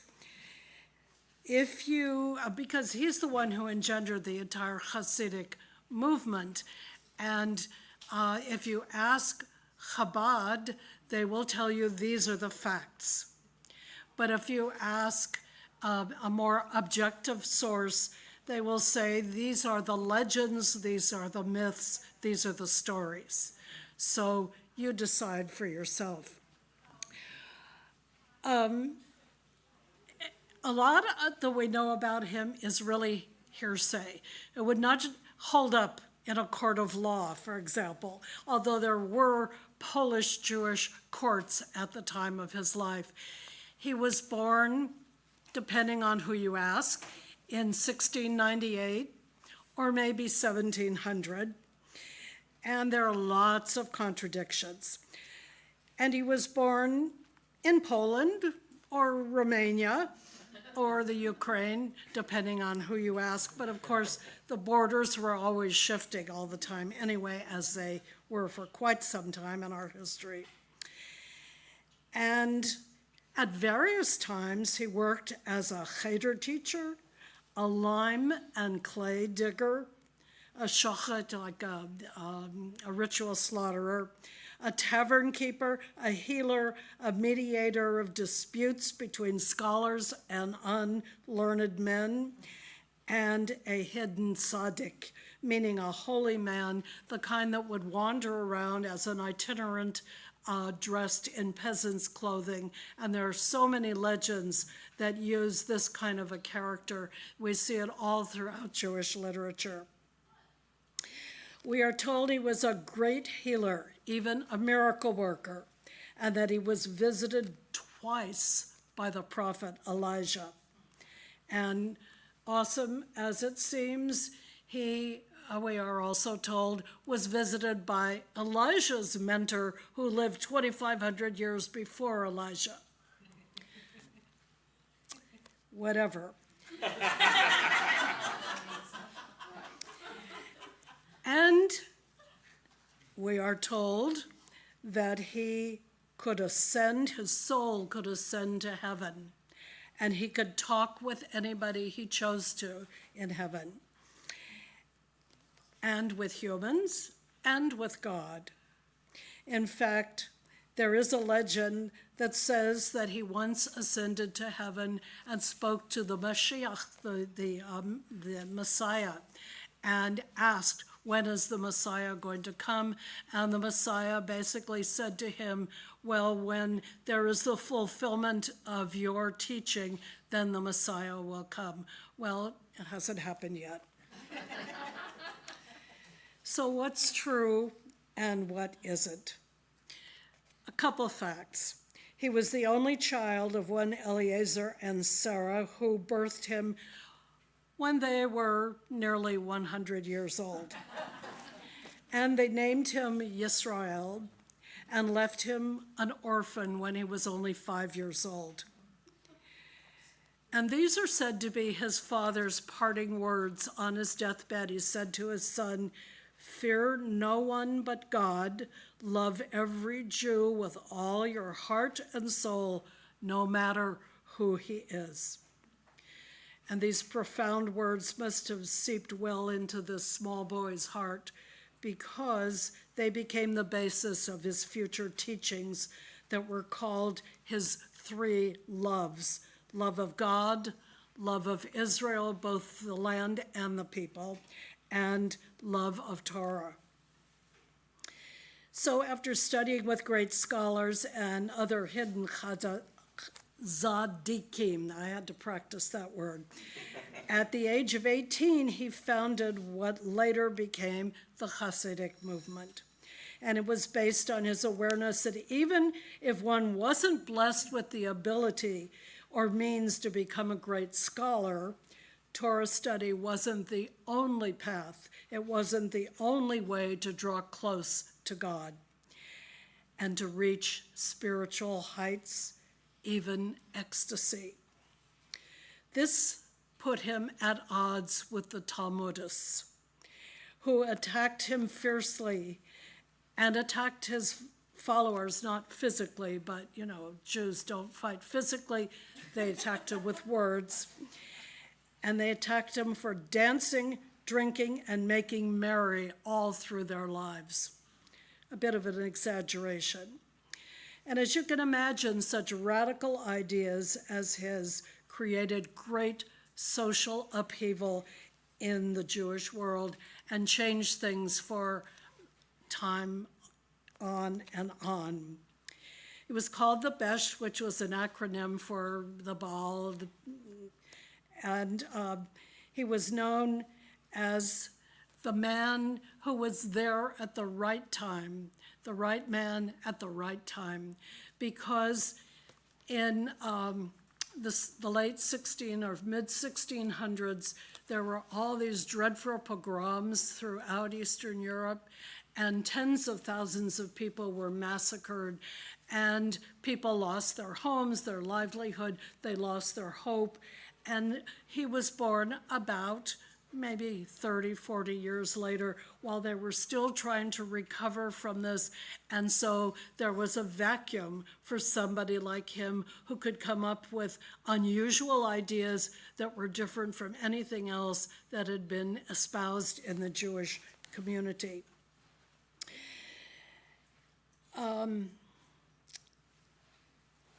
So in their world then, after these massacres and their lack of hope that they could survive and recover what was lost, here comes this man, a learned man who teaches that purity of intent and joy and humility are to be admired, that godliness dwells in even the most humane matters, and even the simplest peasant can serve God through passionate prayer.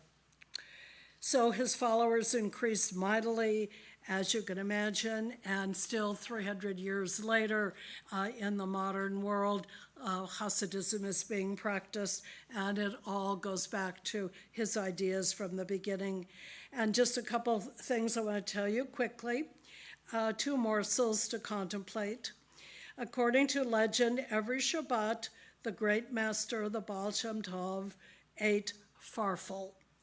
You know, those little knobs of noodles and soup. And the reason he ate those is because the word was similar to the Yiddish word fafein, which means done, finished, over. And so in his mind, it was like the work of the week was over and it was time to rest and a new week would be starting. The other morsel is that he died in 1760 on Shavuot. So this is his yahrzeit.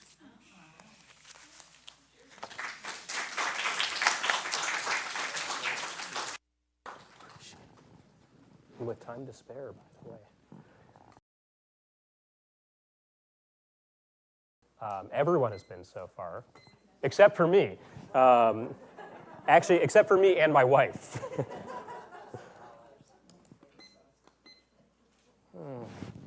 All right. For our next presentation, Judy Kogan is going to join us, and she's going to teach us about the Haskalah, when Jews discovered secular studies and had opinions about it. We always seem to have opinions about things, don't we? What happened was that the rabbi sent me a text and asked if I would do some kind of, presentation on the history somewhere in there. And I thought, I don't really know anything about history of the Jews. That is not, kind of anything I really studied. And I thought for a while, and I thought, I really like Havdalah.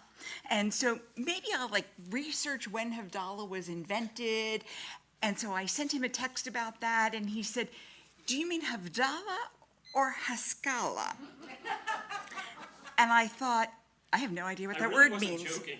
I'm sure you weren't, but I had no idea what that word meant. So I looked it up and said, yes, I will speak about that, not a problem. So the Haskalah is sometimes called the Jewish Enlightenment, and it was a movement that began in Europe in the late 1700s and continued through much of the 1800s. It encouraged Jews to engage more fully with the modern world, with secular education, science, literature, philosophy, and the surrounding culture, while still maintaining a Jewish identity. Now, since New York's Upper West Side hadn't yet been invented, the center of the movement was in Germany and Eastern Europe. Importantly, bagels had already been invented in Poland and Germany, so even though cream cheese wouldn't be available until 1872 in Philadelphia and New York, everything was fine because there was sufficient food. So for centuries, Jews had been asking, how do we survive? And the Haskalah started asking, how do we participate? And to understand why this mattered so much, let's picture Jewish life in Europe before the movement began. Many Jews in Europe lived in ghettos or legally restricted communities that kept them separate from their Gentile neighbors. They often spoke Yiddish rather than the local language. Education was focused heavily on Torah and Talmud study.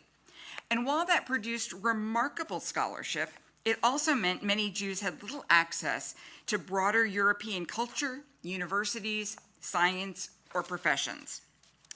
The Jews of the Haskalah wanted to incorporate religious observance with secular learning and living, rather than keeping them separate.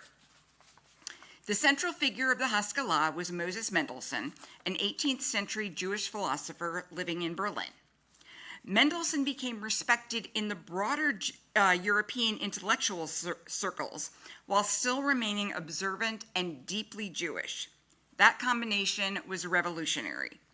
He argued that Jews could participate in modern society without abandoning Judaism. He promoted secular education alongside Jewish learning.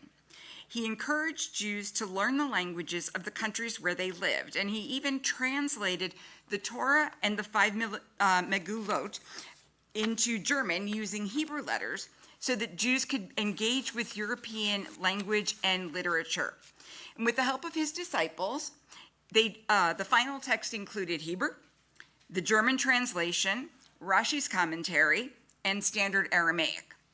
So if you were wanting to study any one of those, you had it right there in front of you, and it turns out even rabbis in the modern day can study that while they watch football, because that's what I grew up with.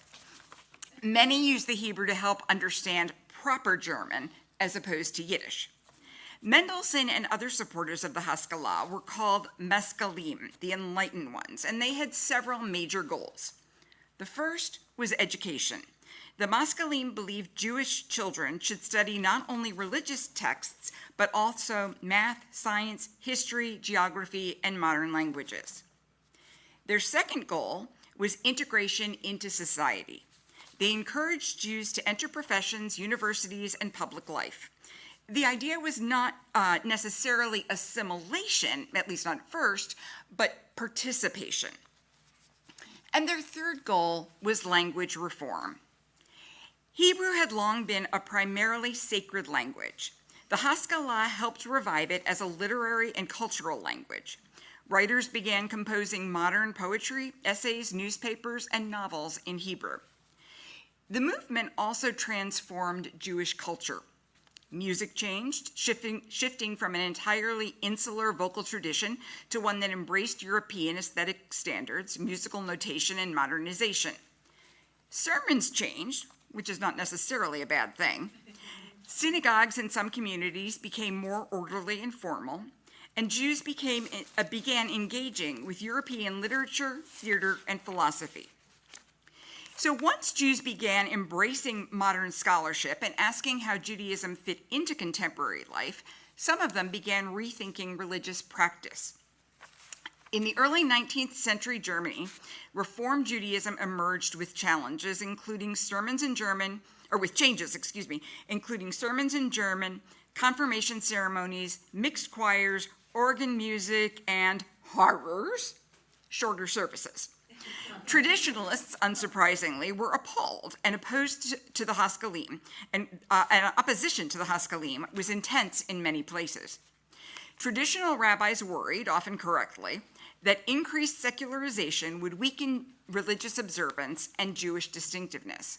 Some feared the movement was opening the door to assimilation, intermarriage, and abandonment of tradition. Interestingly, the children of these activists almost never followed their parents. They rather went in the path of acculturalization and assimilation. While their fathers learned the vernacular late and still consumed much Hebrew literature, the little available material in that language did not attract their offspring, who often lacked a grasp of Hebrew due to not sharing their parents' traditional education. So the Haskalah was, by and large, a unigenerational experience. The Haskalah created tremendous creativity and opportunity, but also tension that still exists in the Jewish community today. How much can Judaism adapt without losing itself? How do Jews balance tradition and modernity? How do minority cultures participate in broader society without losing identity? Can religious tradition evolve and still remain authentic? And most importantly, is it possible for Jews to gather without food? These questions are still alive today, not only for Jews, but for many communities navigating modern life.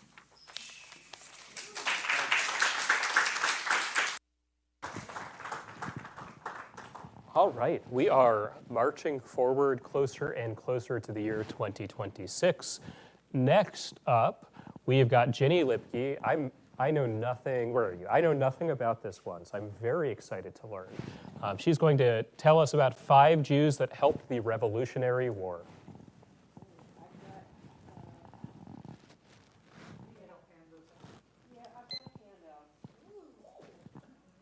Very formal.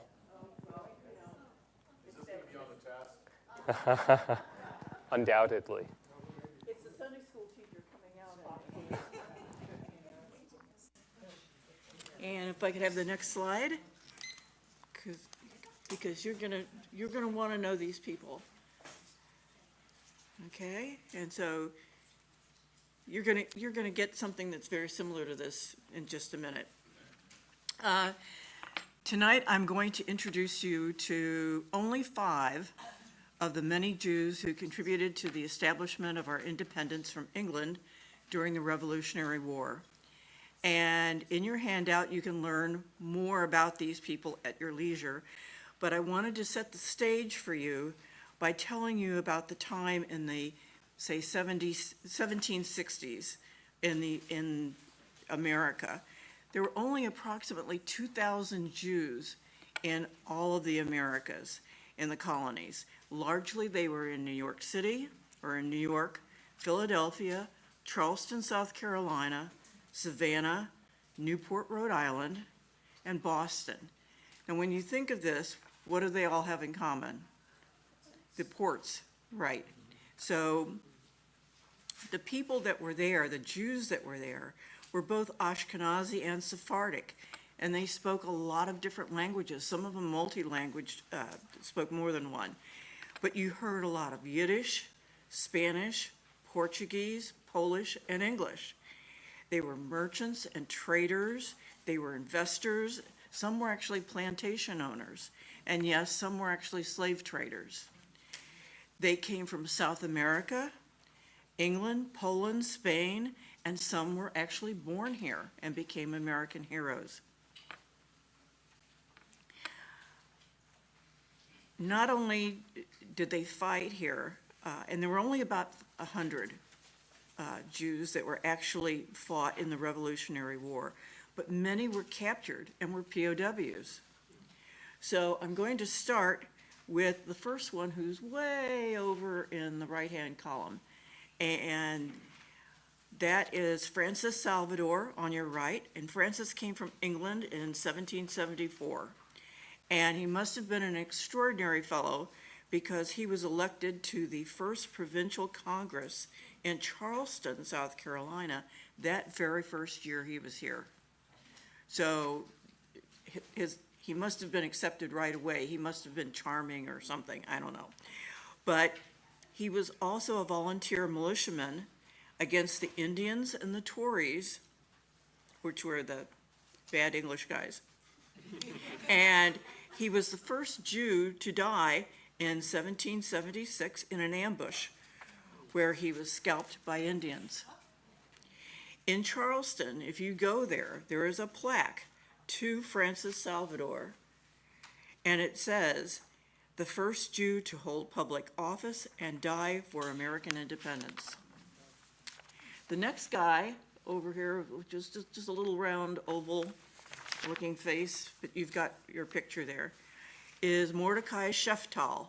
Now, Mordecai was the son of a Jewish colonist, so he was born here in the state. He chaired a committee in Savannah encouraging or endorsing the cause of patriotism against the British Empire in 1775, which put him at odds with England. They were not real happy with him. He was also the deputy commissary general for the federal troops in both Georgia and South Carolina. And what that meant, or what that means, is that he was over the procurement of food, clothing, weapons, and anything else the militia people needed. So he had a big job for somebody who was just a son of a Jewish colonist.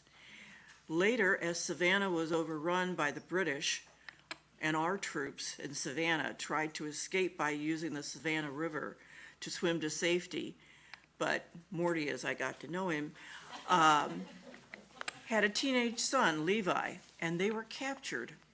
In prison, the English only gave the two pork to eat, and when they refused, the British, who weren't real keen on Jews, instead covered their knives and fork with pork grease. So what they would do is say, you're going to eat this one way or another. So, we'll try and trick you. Eventually, they were released, and Sheftal in 1782 was instrumental in Philadelphia by creating the first Jewish permanent shul with the help of our next guest, which is Chaim Solomon, who's in the middle there. Now, you have to look at these guys and say, God, they all look alike, because they all dress alike. You know, the wigs and the ruffled shirts and all that stuff. So, it's not that, all Jews look alike, but they certainly dress alike. Anyway, Chaim here is in the middle, and he was a Polish Jew. He came to New York in 1772 and acted as a supplier to the French and American cause, and he was also paymaster to the troops. So the militia people, even though they weren't earning a lot, militiaing, somebody had to pay them, and that was him. He was the money guy for the colonies, and he lent money to James Madison, to the Continental Congress, all while living in Tory-controlled New York City. So he had to do this all kind of under the cover, or under the blankets, so to speak. In 1782, he made the largest financial contribution to build Mikveh, Israel's synagogue, and died in January of 1785, bankrupt, with our new government owing him $350,000. The next person here is Colonel Isaac Franks, who is George Washington's right-hand man. He was born in New York City, and at 17, he enlisted in the New York Volunteers for the Battle of Long Island, and that occurred in 1776.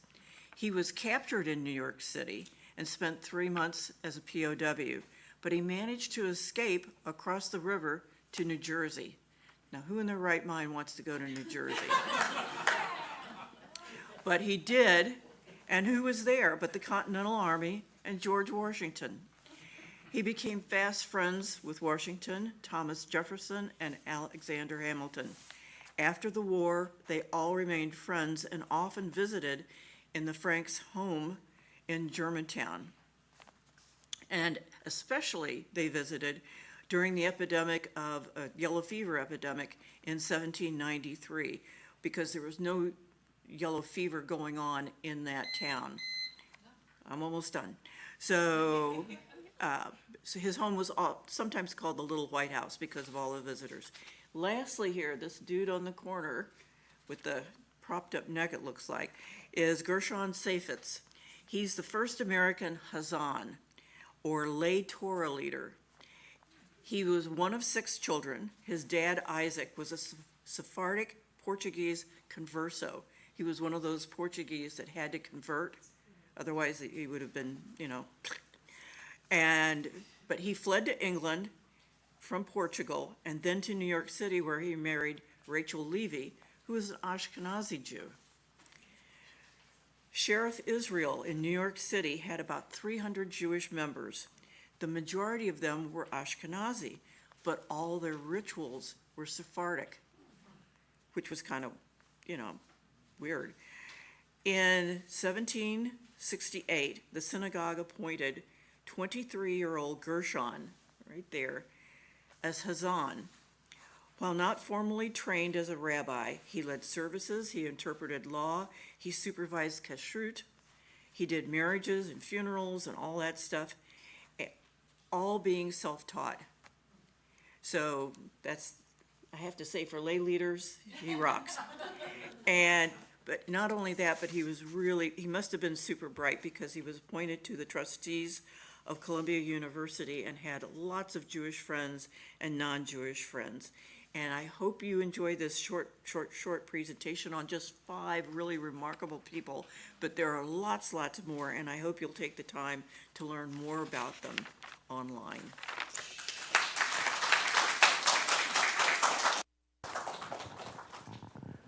I don't know about y'all, but I'm having a blast. So I hope that you are too, and I'm learning a heck of a lot. I believe we have one more before our final interlude. Yes. So Sarah Jane Blatt is going to come and share why Jews moved out west. And I don't know why Jews moved out west, so.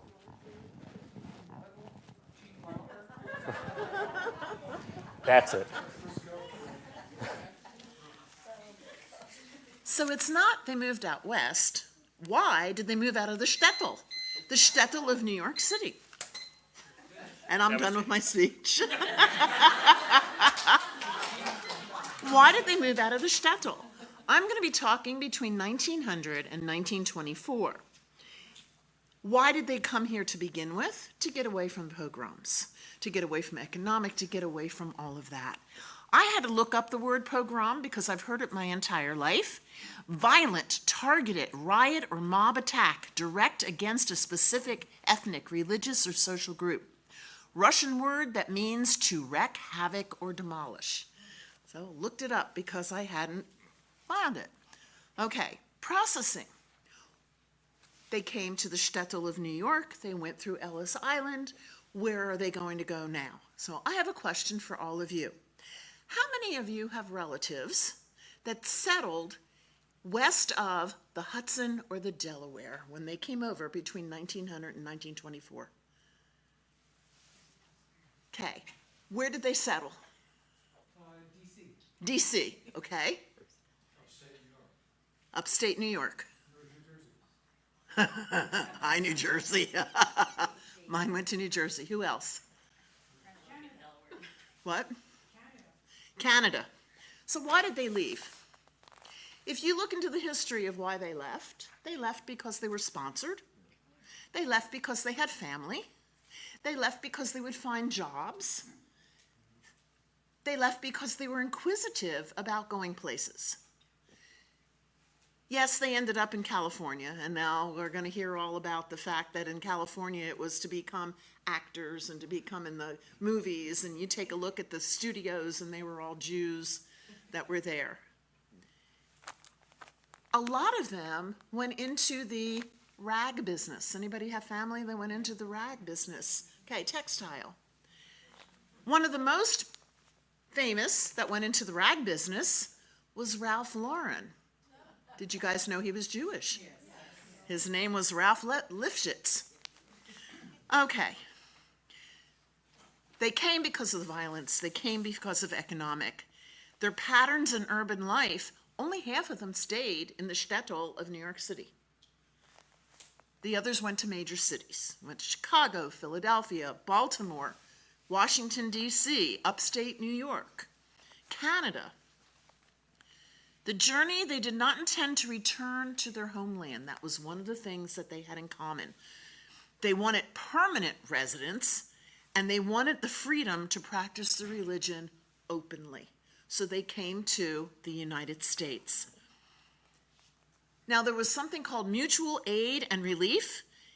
For Hebrew Immigrant Aid Society, these were societies that paired them with a mentor, that paired them with a family, that gave him the opportunity. You have Cincinnati, you have Chicago, you have St. Louis, you have these places that you can go to.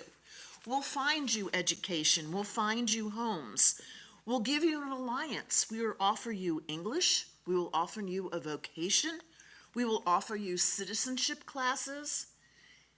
We'll also offer you to come out of the shtetl of New York City and to give a little bit more all over the country.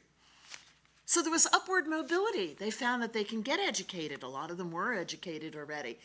Very work-oriented, very into moving places and doing things and achieving more than the middle class, achieving the upper middle class. A lot of them that immigrated were striving to be middle class, but a lot of their children were striving to be upper middle class. The end of an era.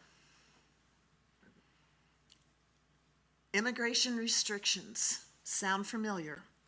The scale of immigration created a rise of anti-Semitism, of anti-Jewishism. There were fears of demographic shifts in the cities that they settled in. Unassimilatable patterns in populations. We don't want them. In 1907 to 1911, there was the Dillingham Commission. Has anybody ever heard of that? Okay. President Teddy Roosevelt and Congress in February of 1907 to study the origins, consequences, and socioeconomic impact of recent immigration to the U.S., targeting the Jews. Chaired by the Republican Senator Dillingham of Vermont, it paved the way for restrictive, quota-based immigration laws. This is 1907. Cap rising tides of newcomers over the anxiety of Southern and Eastern Europe. Not of the other parts of Europe, only of this part, because who were the ones that were immigrating? The Jews. Immigrants contributed favorably to the U.S. Sound familiar? Economy of the new immigrants were less assimilatable and posed a threat to the American society. The end result was a law in 1917, Literacy Test Act. They wanted better educated. The Jews were already on that. Highly restricted, the Emergency Quota Act of 1921. Has anybody ever heard of this one? Immigrants of the Act of 1924. President Warren G. Harding, on May 19th of 1921, the nation's first numerical limits on immigration, limiting admissible immigrants from the countries that they didn't want to come here. Eastern European, the Jews. They made a law. 3% of the population were allowed to stay according to the census of 1910. Remember that date. The Quotable Act was driven by World War I. The immigrants were coming over even more, but they decided that it wasn't restrictive enough. So what do? You say, wait a minute, you said the census of 1910, let's make it even more restrictive. Instead of 3% of that, let's make it 2% of the census of 1890 so that we can restrict more Jews from coming. Sound familiar? By using this census, the law deliberately discriminated against Southern Eastern immigrants, Italians, and Jews. And they established a U.S. Border Patrol to crack down on unauthorized crossings. The law sought to maintain, I'm sorry? I thought it was today. It shocked me when I read all of this. I never knew any of this. The law sought, 2.5 the minutes. law sought to maintain demographic and racial. They want to make everything homogeneous. Jews were not homogeneous. The restrictive quotas of the Johnson-Reed Act. Has anybody ever heard of that one? The restrictive quotas of the Johnson-Reed Act remained in place until it was repealed by the passage of the Immigration and Nationality Act of 1965 by the Democratic president, Lyndon Baines Johnson, who also had Social Security Act amended in 1965 to establish Medicare and Medicaid. And with that, I leave you with our history.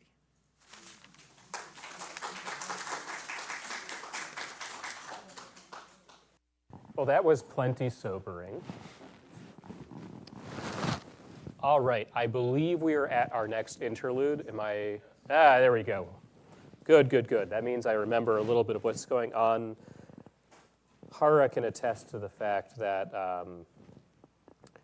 that the later we get in the evening, the less lucid I become. So we'll see how I do on this last little interlude. Let me get the right material in front of me. Okay, I'm going to try to keep this as succinct as I can. Sarah, give me my 5 minutes whenever you're ready. All right, next slide. So we are starting this time slot here with the publication of the Shulchan Aruch. Shulchan Aruch, for those of you who are not familiar with it, is the most recent code of Jewish law to have been written.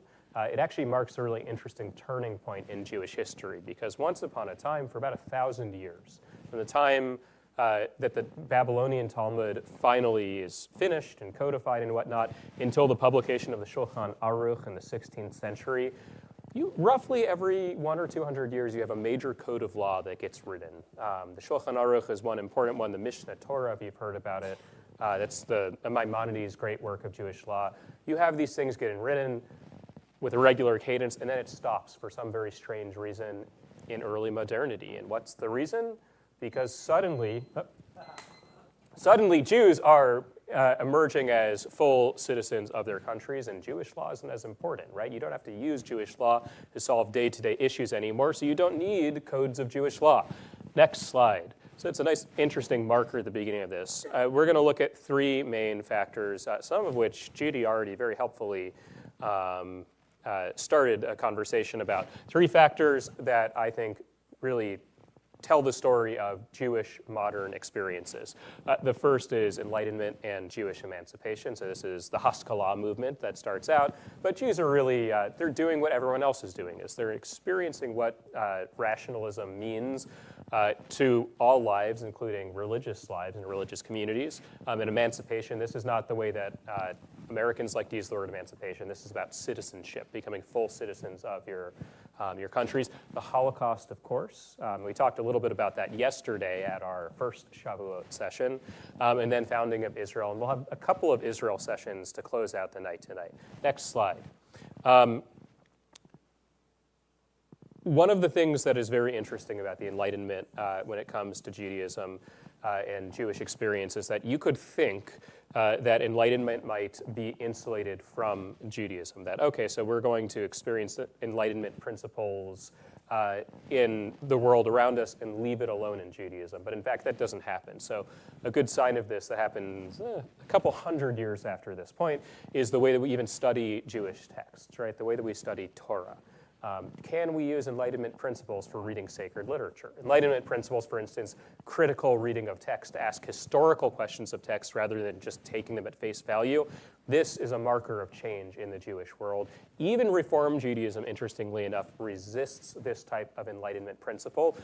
It was famously at the Hebrew Union College in Cincinnati that they would not teach critical readings of biblical text until after Isaac Mayer Wise passed, because Isaac Mayer Wise, oh my God, 2 minutes. Isaac Mayer Wise was opposed to critical readings of the Bible. Next slide, we're going to just fly.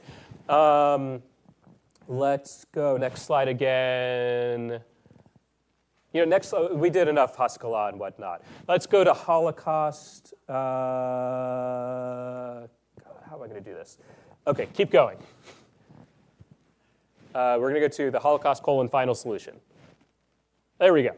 Okay, so we know about the Holocaust, right? We know the basic details here. What's really important for us to think about when it comes to the Holocaust and how this impacts Jewish history is that this not so inevitable factor in the history of our people profoundly changes everything.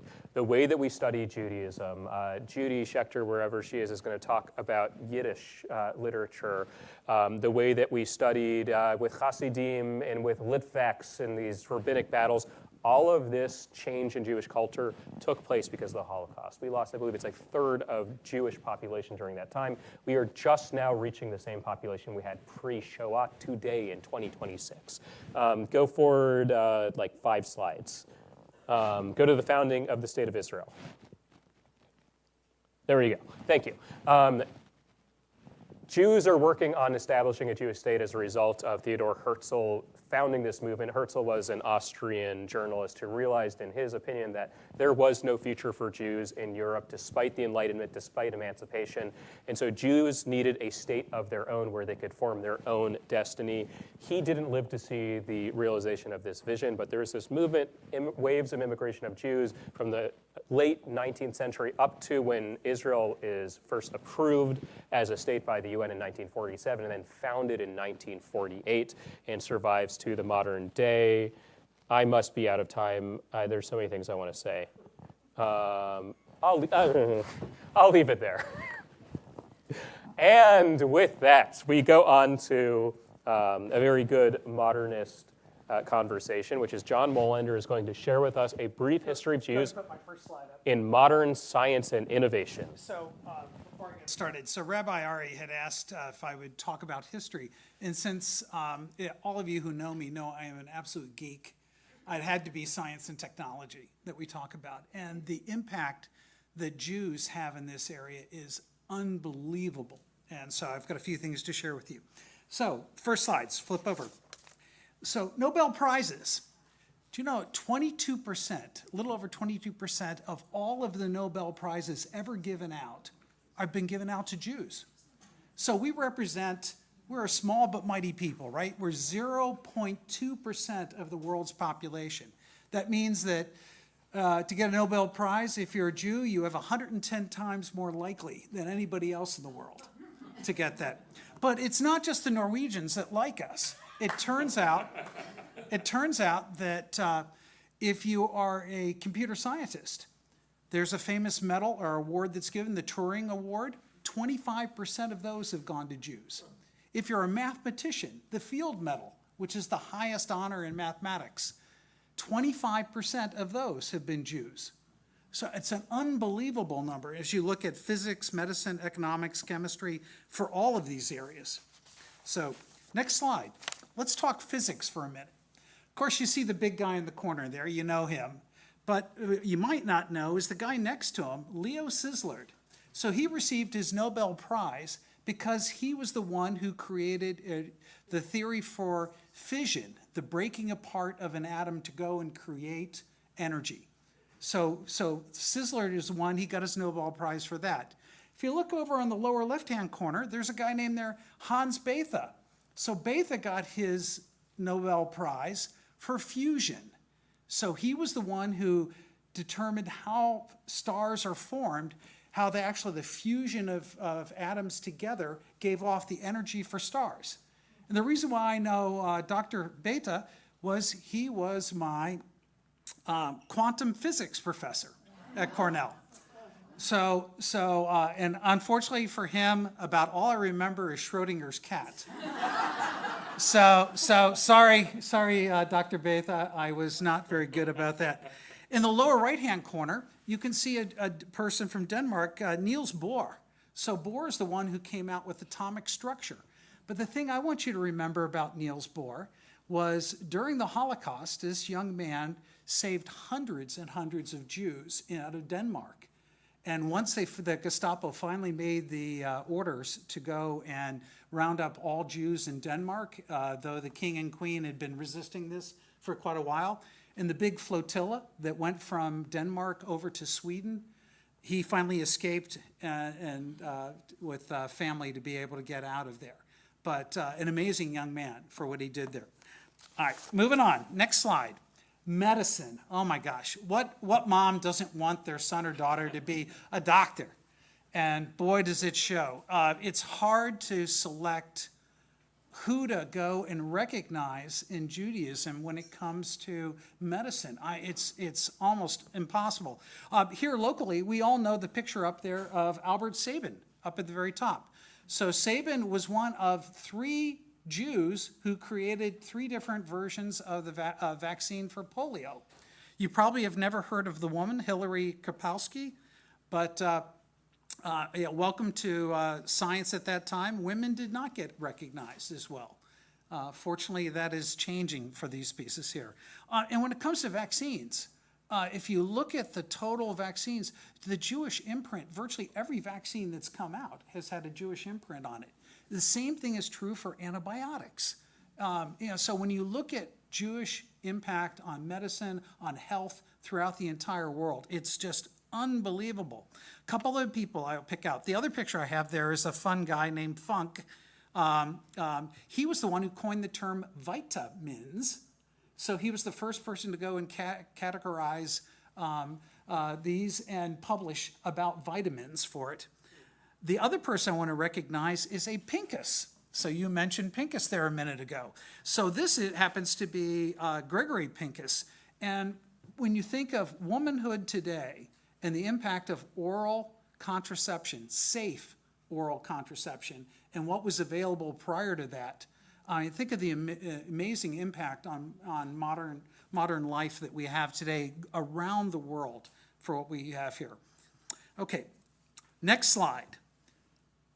Electronics and computers. Wow, what a fun area to go and look at. The invention of television, microphones, the helicopter with Emil Berliner.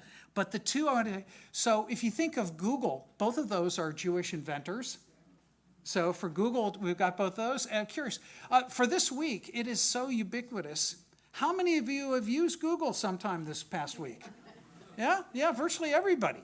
So it gives you an idea of the reach and the depth that they've had there.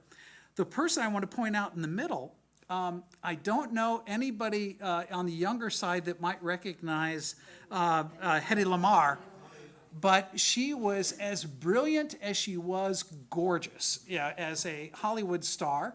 And Hedy has a patent on broadband encryption that was used during World War II. And today, all of your cell phones, if you use WhatsApp, if you use Signal, if you use any of the other apps that are out there, they still are based on her technology that she developed. So amazing that they Zuckerberg is Zuckerberg. I don't know what else to say about that piece of it. But boy, he's made an impact, through Facebook and Meta and all the rest that are out there. I don't think there are too many people other than Jim and I who had to do basic coding back in college, but the gentleman there was, Kemeny was the one who invented that. If you flip on to the next slide, I thought I'd just share with you just a fun slide of just a snippet of the tens and tens of thousands of inventions that Jews have made. It give you an idea of what's going on there. So it's anything from MiG jets to to teddy bears. So MiG, I never realized until I went through and did the research here that it's Mikhail Gurevich is who the MiG, M-I-G, is named after. After all that part. And then Morris Mitchum, he invented the teddy bear because of Theodore Roosevelt. And all those teddy bears you see around the world, they all came out of his invention for it. The same thing is true from nuclear submarines to ballpoint pens. So Admiral Rickover, who I had several friends who actually went through and were interviewed, horrendously hard interviews with Admiral Rickover, up in Groton, Connecticut, all the way to Laszlo Biro, who is the guy who invented the ballpoint pen. If you ever get a chance to find out stuff about Edwin Land, he has got hundreds and hundreds of patents, just absolutely amazing. This is the inventor of instant film, which today with camera phones, why would you need that? But polarization of your sunglasses that you wear, all of that stuff came from Edwin Land on through this. Video games. So we have that with Ralph Baer, who invented the first of the video games, which are now ubiquitous. Everybody has a video game in their systems for it. I have to tell you that Al Gore did not invent the internet. But Paul Baran is recognized as the father of the internet, another Jew who came out there through the Army's, I think it was ARDEP program that they had. Then one that I saw when I was in Israel. So I had great fortune to be in the Technion several times, met with the chief scientist of Israel in the role that I had at Procter & Gamble. But clear solar windows from Pythagoras Solar is absolutely amazing. Think of a clear window that generates electrical power. You don't have to put it on your roof. You can just put it on a south-facing window of your home, generate power, and come through this. Amazing innovations coming on out of Israel. And so that gets me to my next slide. And Judy, thank you so much, because you covered most of the things I needed to do on this slide, which is, why do Jews do so well? We're such a small group. How do we do so well in science and innovation? And that's the high importance placed on education as a very first piece. You will get educated, and I think it's also the thought process that education is your path forward, is your path ahead. And my parents always taught me, nobody can ever take your education away from you. So it's your way to get on forward and do this. Importance from the Talmudic approach that Rabbi just shared with us, the importance on debating points. Jews do not do rote very well. Yeah. When have you ever found a Jew that just said, and spit it back out at you? No. It's going to be changed. It's going to be debated. There's part of it goes with it. And I think it forces us to make arguments and defend those. And that's a scientific method, right? So that's why it fits like a hand in glove. After the Holocaust and during the Holocaust, so many of these scientists, engineers, and others had to flee for their lives.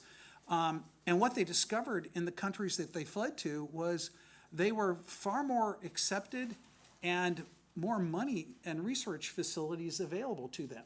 So where in Europe, they may not have gotten much money, may not have gotten the pieces they needed, what they found in the United States, in Britain, in Canada, other places was more receptive, and so they were able to do their research better.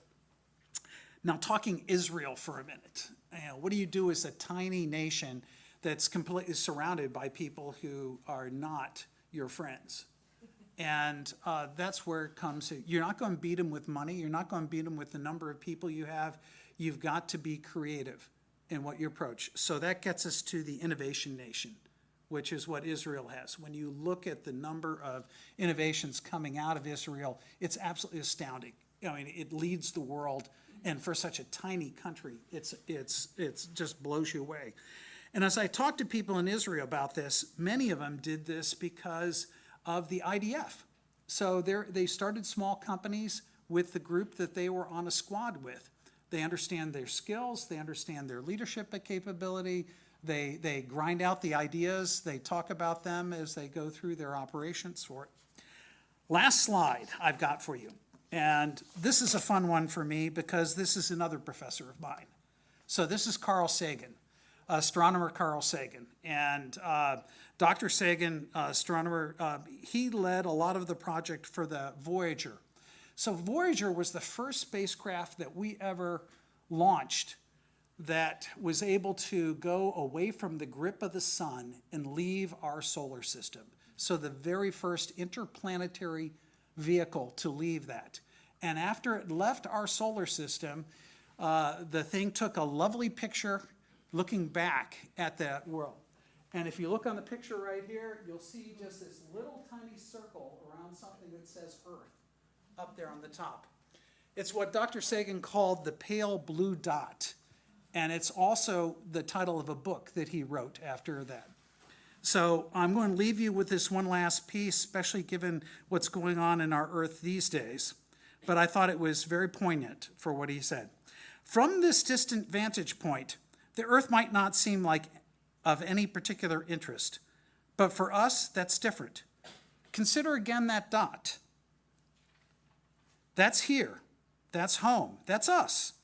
On it, everyone you love, everyone you know, everyone you've ever heard about, every human being who ever was lived out their lives. The aggregate of our joy and suffering, thousands of confident religions, ideologies, economic doctrines, every hunter and forager, every hero and coward, every creator and destroyer of civilization, every king and peasant, every young couple in love, every mother and father, hopeful child, inventor and explorer, every teacher of morals, every corrupt politician, every superstar, every supreme leader, every saint and sinner in the history of our species lived there, on a mote of dust suspended in a sunbeam. Thank you.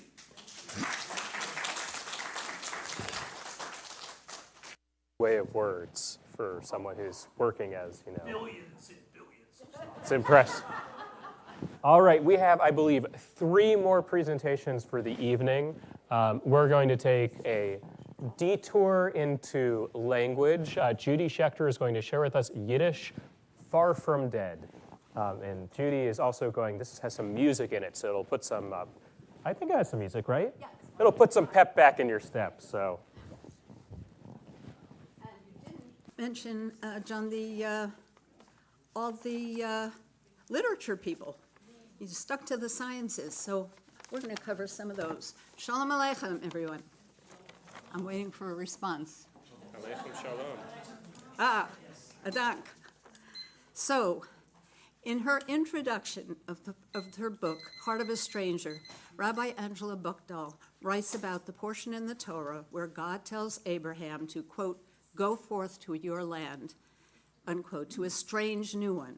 And in that strange new land, Abraham and Sarah gave birth to a new people known as the Hebrews. Rabbi Buchdahl tells us, I did not know this, that the Hebrew translates literally as those who cross over. And crossover is what we have done year after year, era after era. Partly because, as you've heard, we've been kicked out of every place, right? Or if we haven't kicked out of it, we looked for a better place. And so we've gone from land to land and strange place to strange place with strange languages. However, wherever we went, there was, which was the ones I'm talking about are the Central and Eastern European countries. And during the 18th through at least the 20th, mid-20th century, when we were scattered throughout much of these countries that we talked about earlier, the borders changed all the time. I don't even know what to call them, right? When I was asked where my parents and grandparents were from, my answer was always, well, when? What year are you talking about, right? Because the names were always changing. So what happened was, through all these different times and places, borrowed dialects from the cultures around us synthesized into a shared vernacular in Yiddish. Different from Hebrew, the holy biblical language, Yiddish was the Mama Lashon, the mother tongue. And that was the language ordinary people used to communicate across borders. It was a dependable, familiar language in a new place. When Jews found themselves in a strange land, and they encountered someone they thought might be another Jew, the first words you were likely to hear were, Bist a Yid? Or Redst Yiddish? That's how they would know if they found a landsman. Not just the poor man's vernacular, though. Yiddish was the center of a vibrant culture in places like Vilna, now Vilnius. There and in other cities in Eastern Europe, writers, musicians, artists, and other cultural leaders left a legacy of scholarship, literature, music, art, and folklore that has remained alive despite the devastation of the communities they came from. Rabbi Elijah Vilna, and I was wondering how to say this, also known as the genius or Gaon of Vilna, the 18th century rabbi, he wrote not only in Hebrew of Torah and Talmud, but he also wrote of secular matters in Yiddish. The songs of songwriters like A.L. Wolfson, Shmerke, I still know if I can still say this, Kershachinsky, yeah, Esansky, Mordecai Geberkig, and Morris Vershevsky are still sung today. Sholom Segundas by Mir Bistashane is known and sung all over, well beyond the Yiddish-speaking communities, and very often no longer in Yiddish. And also another favorite, I'm curious how many of you know Efim Pipachuk. Anybody know Efim Pipachuk? How about by Mir Bistashane? Okay, I'm hoping you can sing at least one along at the end. And if we have enough people, we'll sing them at the end. So the 13th century into the 20th gave the Yiddish-speaking world and eventually much of the English-speaking world writers like the three Singer siblings, including Bashevis, who was the only writer writing in Yiddish who won the Nobel Prize, and Chaim Grada, I.L. Peretz, author of the beloved stories I think you probably know, a lot of you, Bunch of Schweig, and even higher. So many beautiful stories that would have been lost if there wasn't someone to save Yiddish. And of course, Shalom Aleichem, whose Tevye stories are now known around the world as Fiddler on the Roof, produced in many languages, including now in Yiddish. And this month, it is being produced in Toronto in Yiddish. And so, did anybody else get to see it in New York when it was in Yiddish? It was fabulous, wasn't it? I did. Yeah, you got to. I didn't understand a thing. But you had. But you knew the show and it had the titles, right? It knew the show and it had the titles. Although most of these Yiddish-speaking communities are gone now, the culture lives on, partly because of the approach and the onslaught of the Shoah. Many of the artists mentioned fled to the U.S. and other countries and continued to produce the works of about the communities that they left in the language that they didn't leave behind, they continue to write in. But for a long time, it was thought that Yiddish was dead, or at least dying, especially after Hebrew was adopted as the language of Israel. However, there has been a revival of Yiddish, both as a language and as a culture, and it seems to be growing. One person, at least partly responsible, is Aaron Lansky. Do people know of Aaron Lansky?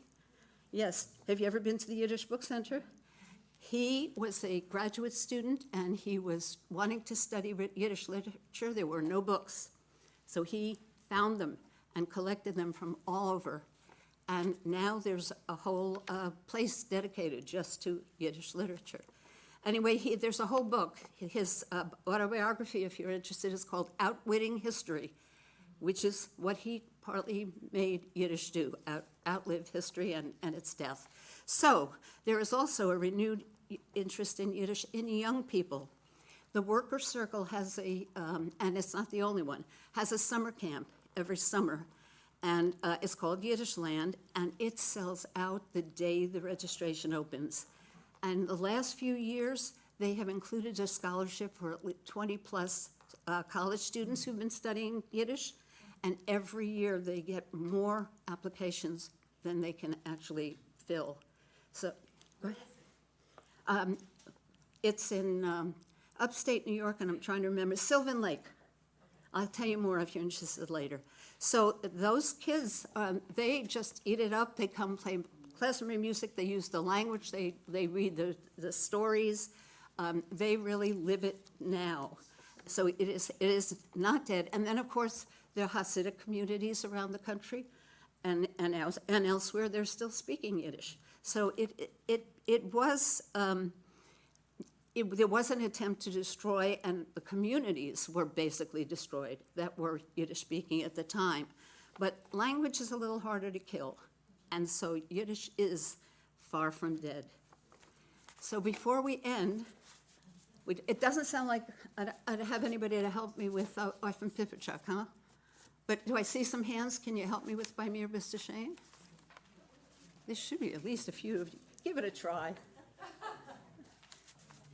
And I can't keep a tune, so Jack's helping. Oh, that's right, it's up on the screen if you need help. I forgot about that. It's up there. It means please explain. Please explain. Oh. Your Bist Shane means please explain. No, it means to me you are beautiful. By me you're Shane, by me you're beautiful. When they sing it in English. They change the meaning. The correct, it's actually translated as by me you are beautiful, by me you have chen, oh boy, personality maybe would be the closest thing. By me you are the best among all, by me you are good, by me you have it, by me you are better than money. Al Jolson sang. Al Jolson sang. And then those two at the bottom is from all the meidlach, from all the young girls who ran after me, you're the one I picked out, because by mir bist du schön. I should have actually tried to translate that. Go ahead, if you can. Help me, the words are up there. I'm not known for my voice or my ability to keep a tune, so I need help. We're going to start at the beginning. We're just going to start in, and I will follow whatever tempo you all set. So we're here. Mir bist du schön.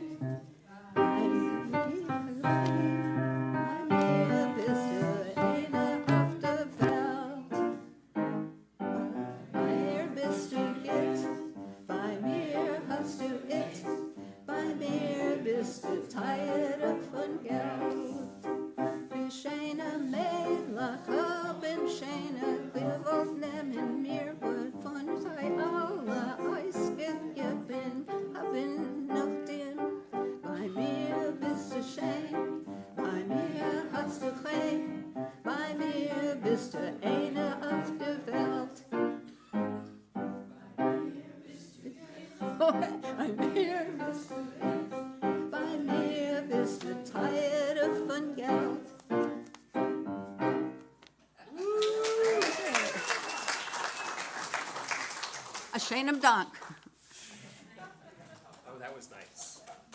Thank you, Judy. That was really very fun, and I almost perfectly on time. All right. Next up, we have our, I believe, a duo of Israel-related presentations to close out our evening. First, I'm going to invite up Douglas Duckett, who is sharing an Only in Israel story. Actually, that's the name I had before I got your exact name, but it says on the sheet. Well, it means I saw your description of it elsewhere, and I came up with a similar title. It really seemed to call out, so I'm excited to have you share this story. Good evening, everyone.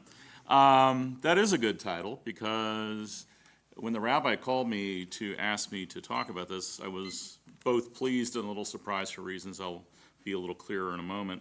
But it was a daunting thing to talk. It's a story about Jewish history, and I have an Israel piece, but he knows I have a very strong connection. So what's more Jewish, what's more rabbinic than telling a story? And I have a whole collection of what I call Rak B'Yisrael, Only in Israel stories, and this is the most extraordinary one. So I've had a fascination and connection with Israel that goes back at least to the age of 12. I've visited Israel 24 times, and I'm now able to go every year. My next trip will be in October. I speak fairly fluent Israeli Hebrew. I have several Israeli friends whom I consider to be my family by choice there. And what makes all of that a bit unusual is that I'm not Jewish. My first visit was 37 years ago in 1988 when I was 31 years old. Slide. And on day 4 of that trip, I visited Haifa, a city that many of you will know. It's a stunningly beautiful city built up the slopes of Mount Carmel and overlooks Haifa Bay. And Haifa became my favorite city in the world, not only because of that, but it was in Haifa that I first fell deeply, deeply in love with the land of Israel. One day I set out from my hotel, which was pretty high up on that mountain, to see the Baha'i shrine. As many of you know, Haifa is the world center of the Baha'i faith. I could see it from the hotel, but Haifa has all these ridge roads built along the contours of the mountain, and you can't always get to what you can see. And so I was quite lost. Next slide. I came up behind 2 elderly sisters who I would learn were Sonia Shabbat, the one closer to us, age 88, and the woman she called her little sister, Rosa, who was 84. And I quickly asked them, Le'eze chivun le'mikdash Baha'i, which way to the Baha'i shrine? And they answered in very fast Hebrew, which I had struggled to follow. And when Leat didn't work, slowly, I asked, Aten medabrot Anglit, do you speak English? Lo. They looked at me hopefully and went, Rusit? Lo. So I go, this is my ultimate test. All I've got is Hebrew. But we started talking. And as we went up and down the hills, they kept pausing to check on the 31-year-old lawyer who was panting and could barely keep up with them. And they literally paused and looked at me. Atal beseder? And when it got to the point where they peeled off to go to Sonia's flat, she said to me, you look tired, come in for a few minutes. It was not a question. So I did, and that began what was absolutely the most remarkable afternoon of that trip and one of the most remarkable days of my life. Because Sonia is an Israeli grandmother and great-grandmother, so she disappears into the kitchen and comes out with a tray, and there's coffee, and there's honey cake, and there's cookies, and Lord knows what else she put on that tray. And we started talking, and as we're talking, it dawns on me that I have encountered a family that is actually prominent in the history of Israel. That picture, that's not my photo. That's from the National Archives in Israel, in Jerusalem. A friend of mine found it after I shared this story. And so she told me first her own story that she, at the age of 16, set out with her older brother to leave Russia in the middle of the Russian Civil War to go to Palestine. It took them 2 years to get there, most of the distance on foot. Once they arrived, they sent for their other family, including Rosa. And this family was one of the founding families of the first moshav in the country, called Nahalal in the Lower Galilee. She grew up with Moshe Dayan, who she said, I did not like him, he was very arrogant. She knew Chana Senesh, if you know, the famous poet, wrote Eli, Eli, because when she came from Hungary, she thought the land of Israel needs farmers, not poets. Of course, thank God she did both. And she studied agriculture at Nahalal. So I'm getting more and more amazed. She's flipping through this photo album. I lost count at 4 future prime ministers when they're very young men who are in pictures with her and her husband. Her husband himself was quite a luminary. He was part of the Jewish Legion. That was a unit of the British Army that liberated Palestine from the Ottoman Turks. And so I'm kind of stunned by what I've blundered into. And then I noticed pictures of 2 young men on the mantle. Miha Bachurim Ha'ele, who are these young men? And she told me that these were her 2 sons, Menachem the older and Eleazar the younger, who fell within 6 weeks of each other in the War for Independence. And I think I forgot how to breathe. And all I could say was, Hem Bachurim Kolkach Yafim, they're such fine-looking young men. And she just quietly said, Kolkach Yafim, Kolkach Yafim. I never made it to the Baha'i Shrine that day. I could not possibly have cared less. Because what I learned that day, in a way I will never forget as long as I have memory, was that this is a land full of powerful stories.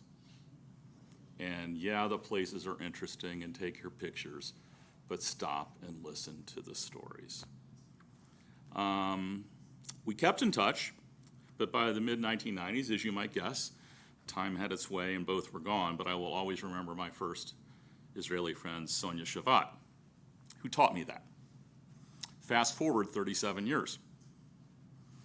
A year ago, a little earlier in the month of May, a year ago, I was in Jerusalem, and that happened to be Yom HaZikaron, Remembrance Day, for those who were fallen in wars and also terror attacks.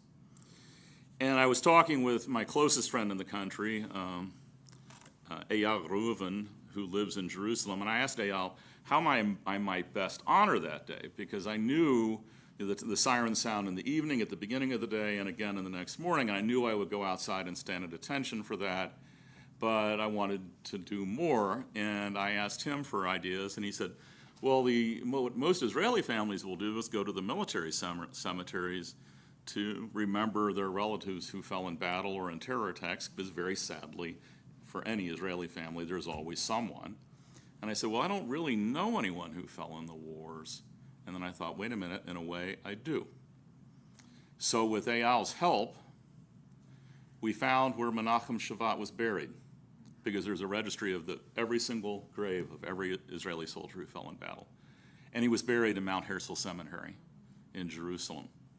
And Eyal went beyond that. He's an intrepid researcher, and he sent me a PDF of a map of the cemetery and the zone where he was.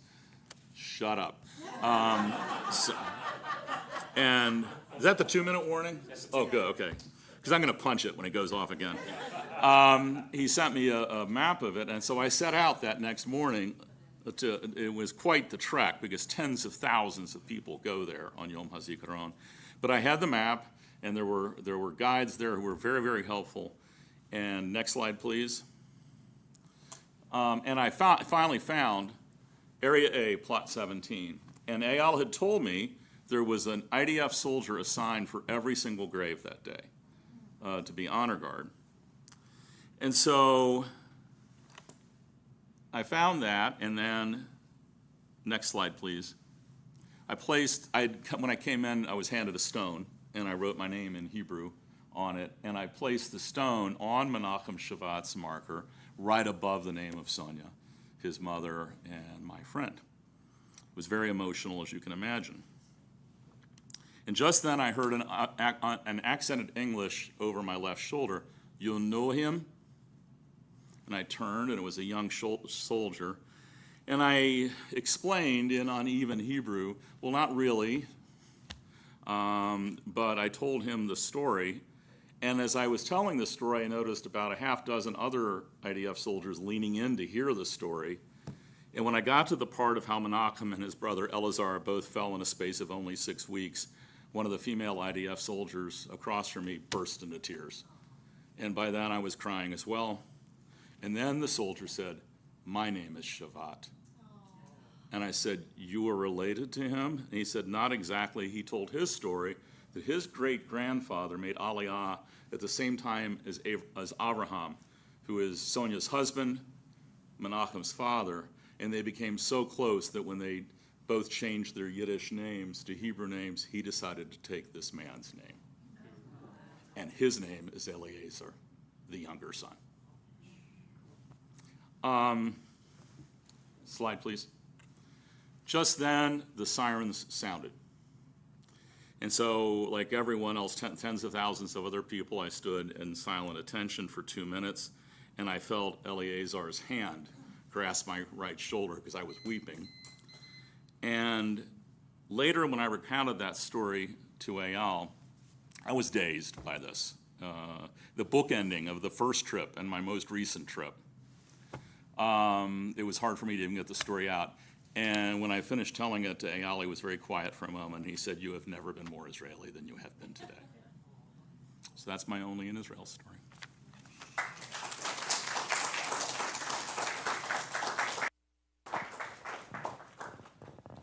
It's a really powerful story, and I appreciate you sharing it. And we have one more Israel story to close our evening. I'll say it again in a moment after Jim finishes, but thank you all. First of all, it's late for me, I know, and it's late for all of you too. What a wonderful sign of the vitality of our community that we'll stay and study and share teachings from one another together. This is who Temple Sholom is, and it's really just a lovely thing that we can spend this time together on Shavuot. And Jim, I'm excited for you to bring us home. Thank you. Well, good evening, Shabbat Shalom. I'm going to talk about something that was part of my history that came up as soon as the rabbi brought the topic up of what we're doing. But I think it ties to our future. And so being the last speaker, it's an interesting place. Also, I'm the person standing between you and going home, so I won't be long. I grew up in a conservative synagogue, and I was very active in the youth group, and being involved with the temple was very important in our home growing up. It was stressed a lot, and we were encouraged to be friends with Jewish kids, and USY and Kadima were a big part of my formative years and my becoming a leader in those organizations, and introduced me to all the good things of sex and drugs and rock and roll. My parents had no idea what great influence it was on me. And around age 15 or 16, there was a USY program to go to Israel for the summer, and we weren't in a position really to afford that. But there was a scholarship program, and I want to talk about how important it is that we do the missions and we send our young people to Israel by the story of what that meant for me. I applied for the scholarship, and I was awarded the scholarship, and it made it possible for me, and 3 years later my sister went through the same program that we probably otherwise wouldn't have been able to go. So I want to kind of divert a little bit to a story of one of my experiences there, and we talked about something earlier about Abraham. Abraham. We went to a place called Kvar Etzion, which was a kibbutz, one of 4 kibbutzes called the Gush Etzion, which were very instrumental in the war for independence. They're in the Judea and Samaria, they're not far from Hebron. And we had tours and guided things, and we went to Hebron one day, and then we were hiking in the hills outside of Hebron, and our guide said, this is where Abraham lived in Hebron, and when God sent him to the mount to do the sacrifice, he walked, he would have walked from there to there, and this is where he would have walked. And it kind of connected the idea that these weren't necessarily, these were real people, these were real places, and we were standing where Abraham had walked. And he's buried in the cave of the Machpelah in Hebron, which is a holy place for Jews and Muslims. His wife was there. Actually, I read today he bought that as a burial place for his wife. So, that's the story. Who knows what's real? And so that connection really, I came back with that. And when I returned from Israel, I returned with a connection to Judaism that was stronger than ever, that was more religious, which I haven't always kept with, but more connected and very strong feelings for Israel. And I think it's very important that we continue to send our young people to Israel. Actually, after college, I went to Israel for a year and a half. אני גם מדבר עברית. It shaped my Jewish identity. It made a big part of what my life was. Even when I questioned faith, I came back to it. But being Jewish was never a question, and what it meant was always a key part. And going to Israel was a big part of that. So I think our young people today, and all of us, face really complicated conversations about Israel and what Israel is doing and has done in recent years. And they're challenging conversations because I question a lot of what's gone on, and my extreme friends say, "Oh, well, they attacked us," and I know they did, and they've been doing that forever. But there's what we did. There's complicated topics out there. I was playing pickleball a couple of weeks ago in Pleasant Ridge, and a woman who I didn't really know, I was just playing with her. She was with a group of people I was with, made a comment about how Zionism is one of the most horrible things on earth today. And she thought Zionism is hellish. It's terrible what Zionism has become. That it wasn't. It wasn't the Jews. It was this idea of Zionism is terrible. And that's what our community is facing now. And so our practice of sending our young people and everybody, because many of us went a few years ago. I didn't go that time. I wanted to go on the trip that was canceled. I was scheduled for that one with the war. So we should continue doing that. We should continue investing in the future, because all these stories of Israel and the history of Jews, the young people are your children and grandchildren and all of our community. That's where the future will be, and the role of Israel in our future and how it's viewed. Because it's going to be we got some challenges ahead there. And so that was my comment, and I want to, our past in Israel and so many things we've talked about earlier tonight, connecting with Israel moving forward continues to be essential. So Shabbat Shalom, thank you.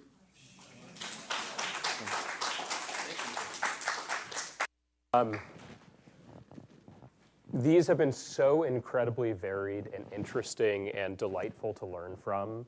I think I said at the beginning of the service this was an experiment. I think this was a successful experiment. So for next year, God willing, we will do this again. And if you enjoyed this experience presenting and you want to do it again, by all means. If you didn't get to present and you want to help to flesh out this picture of Jewish history all in one night, you can do it then.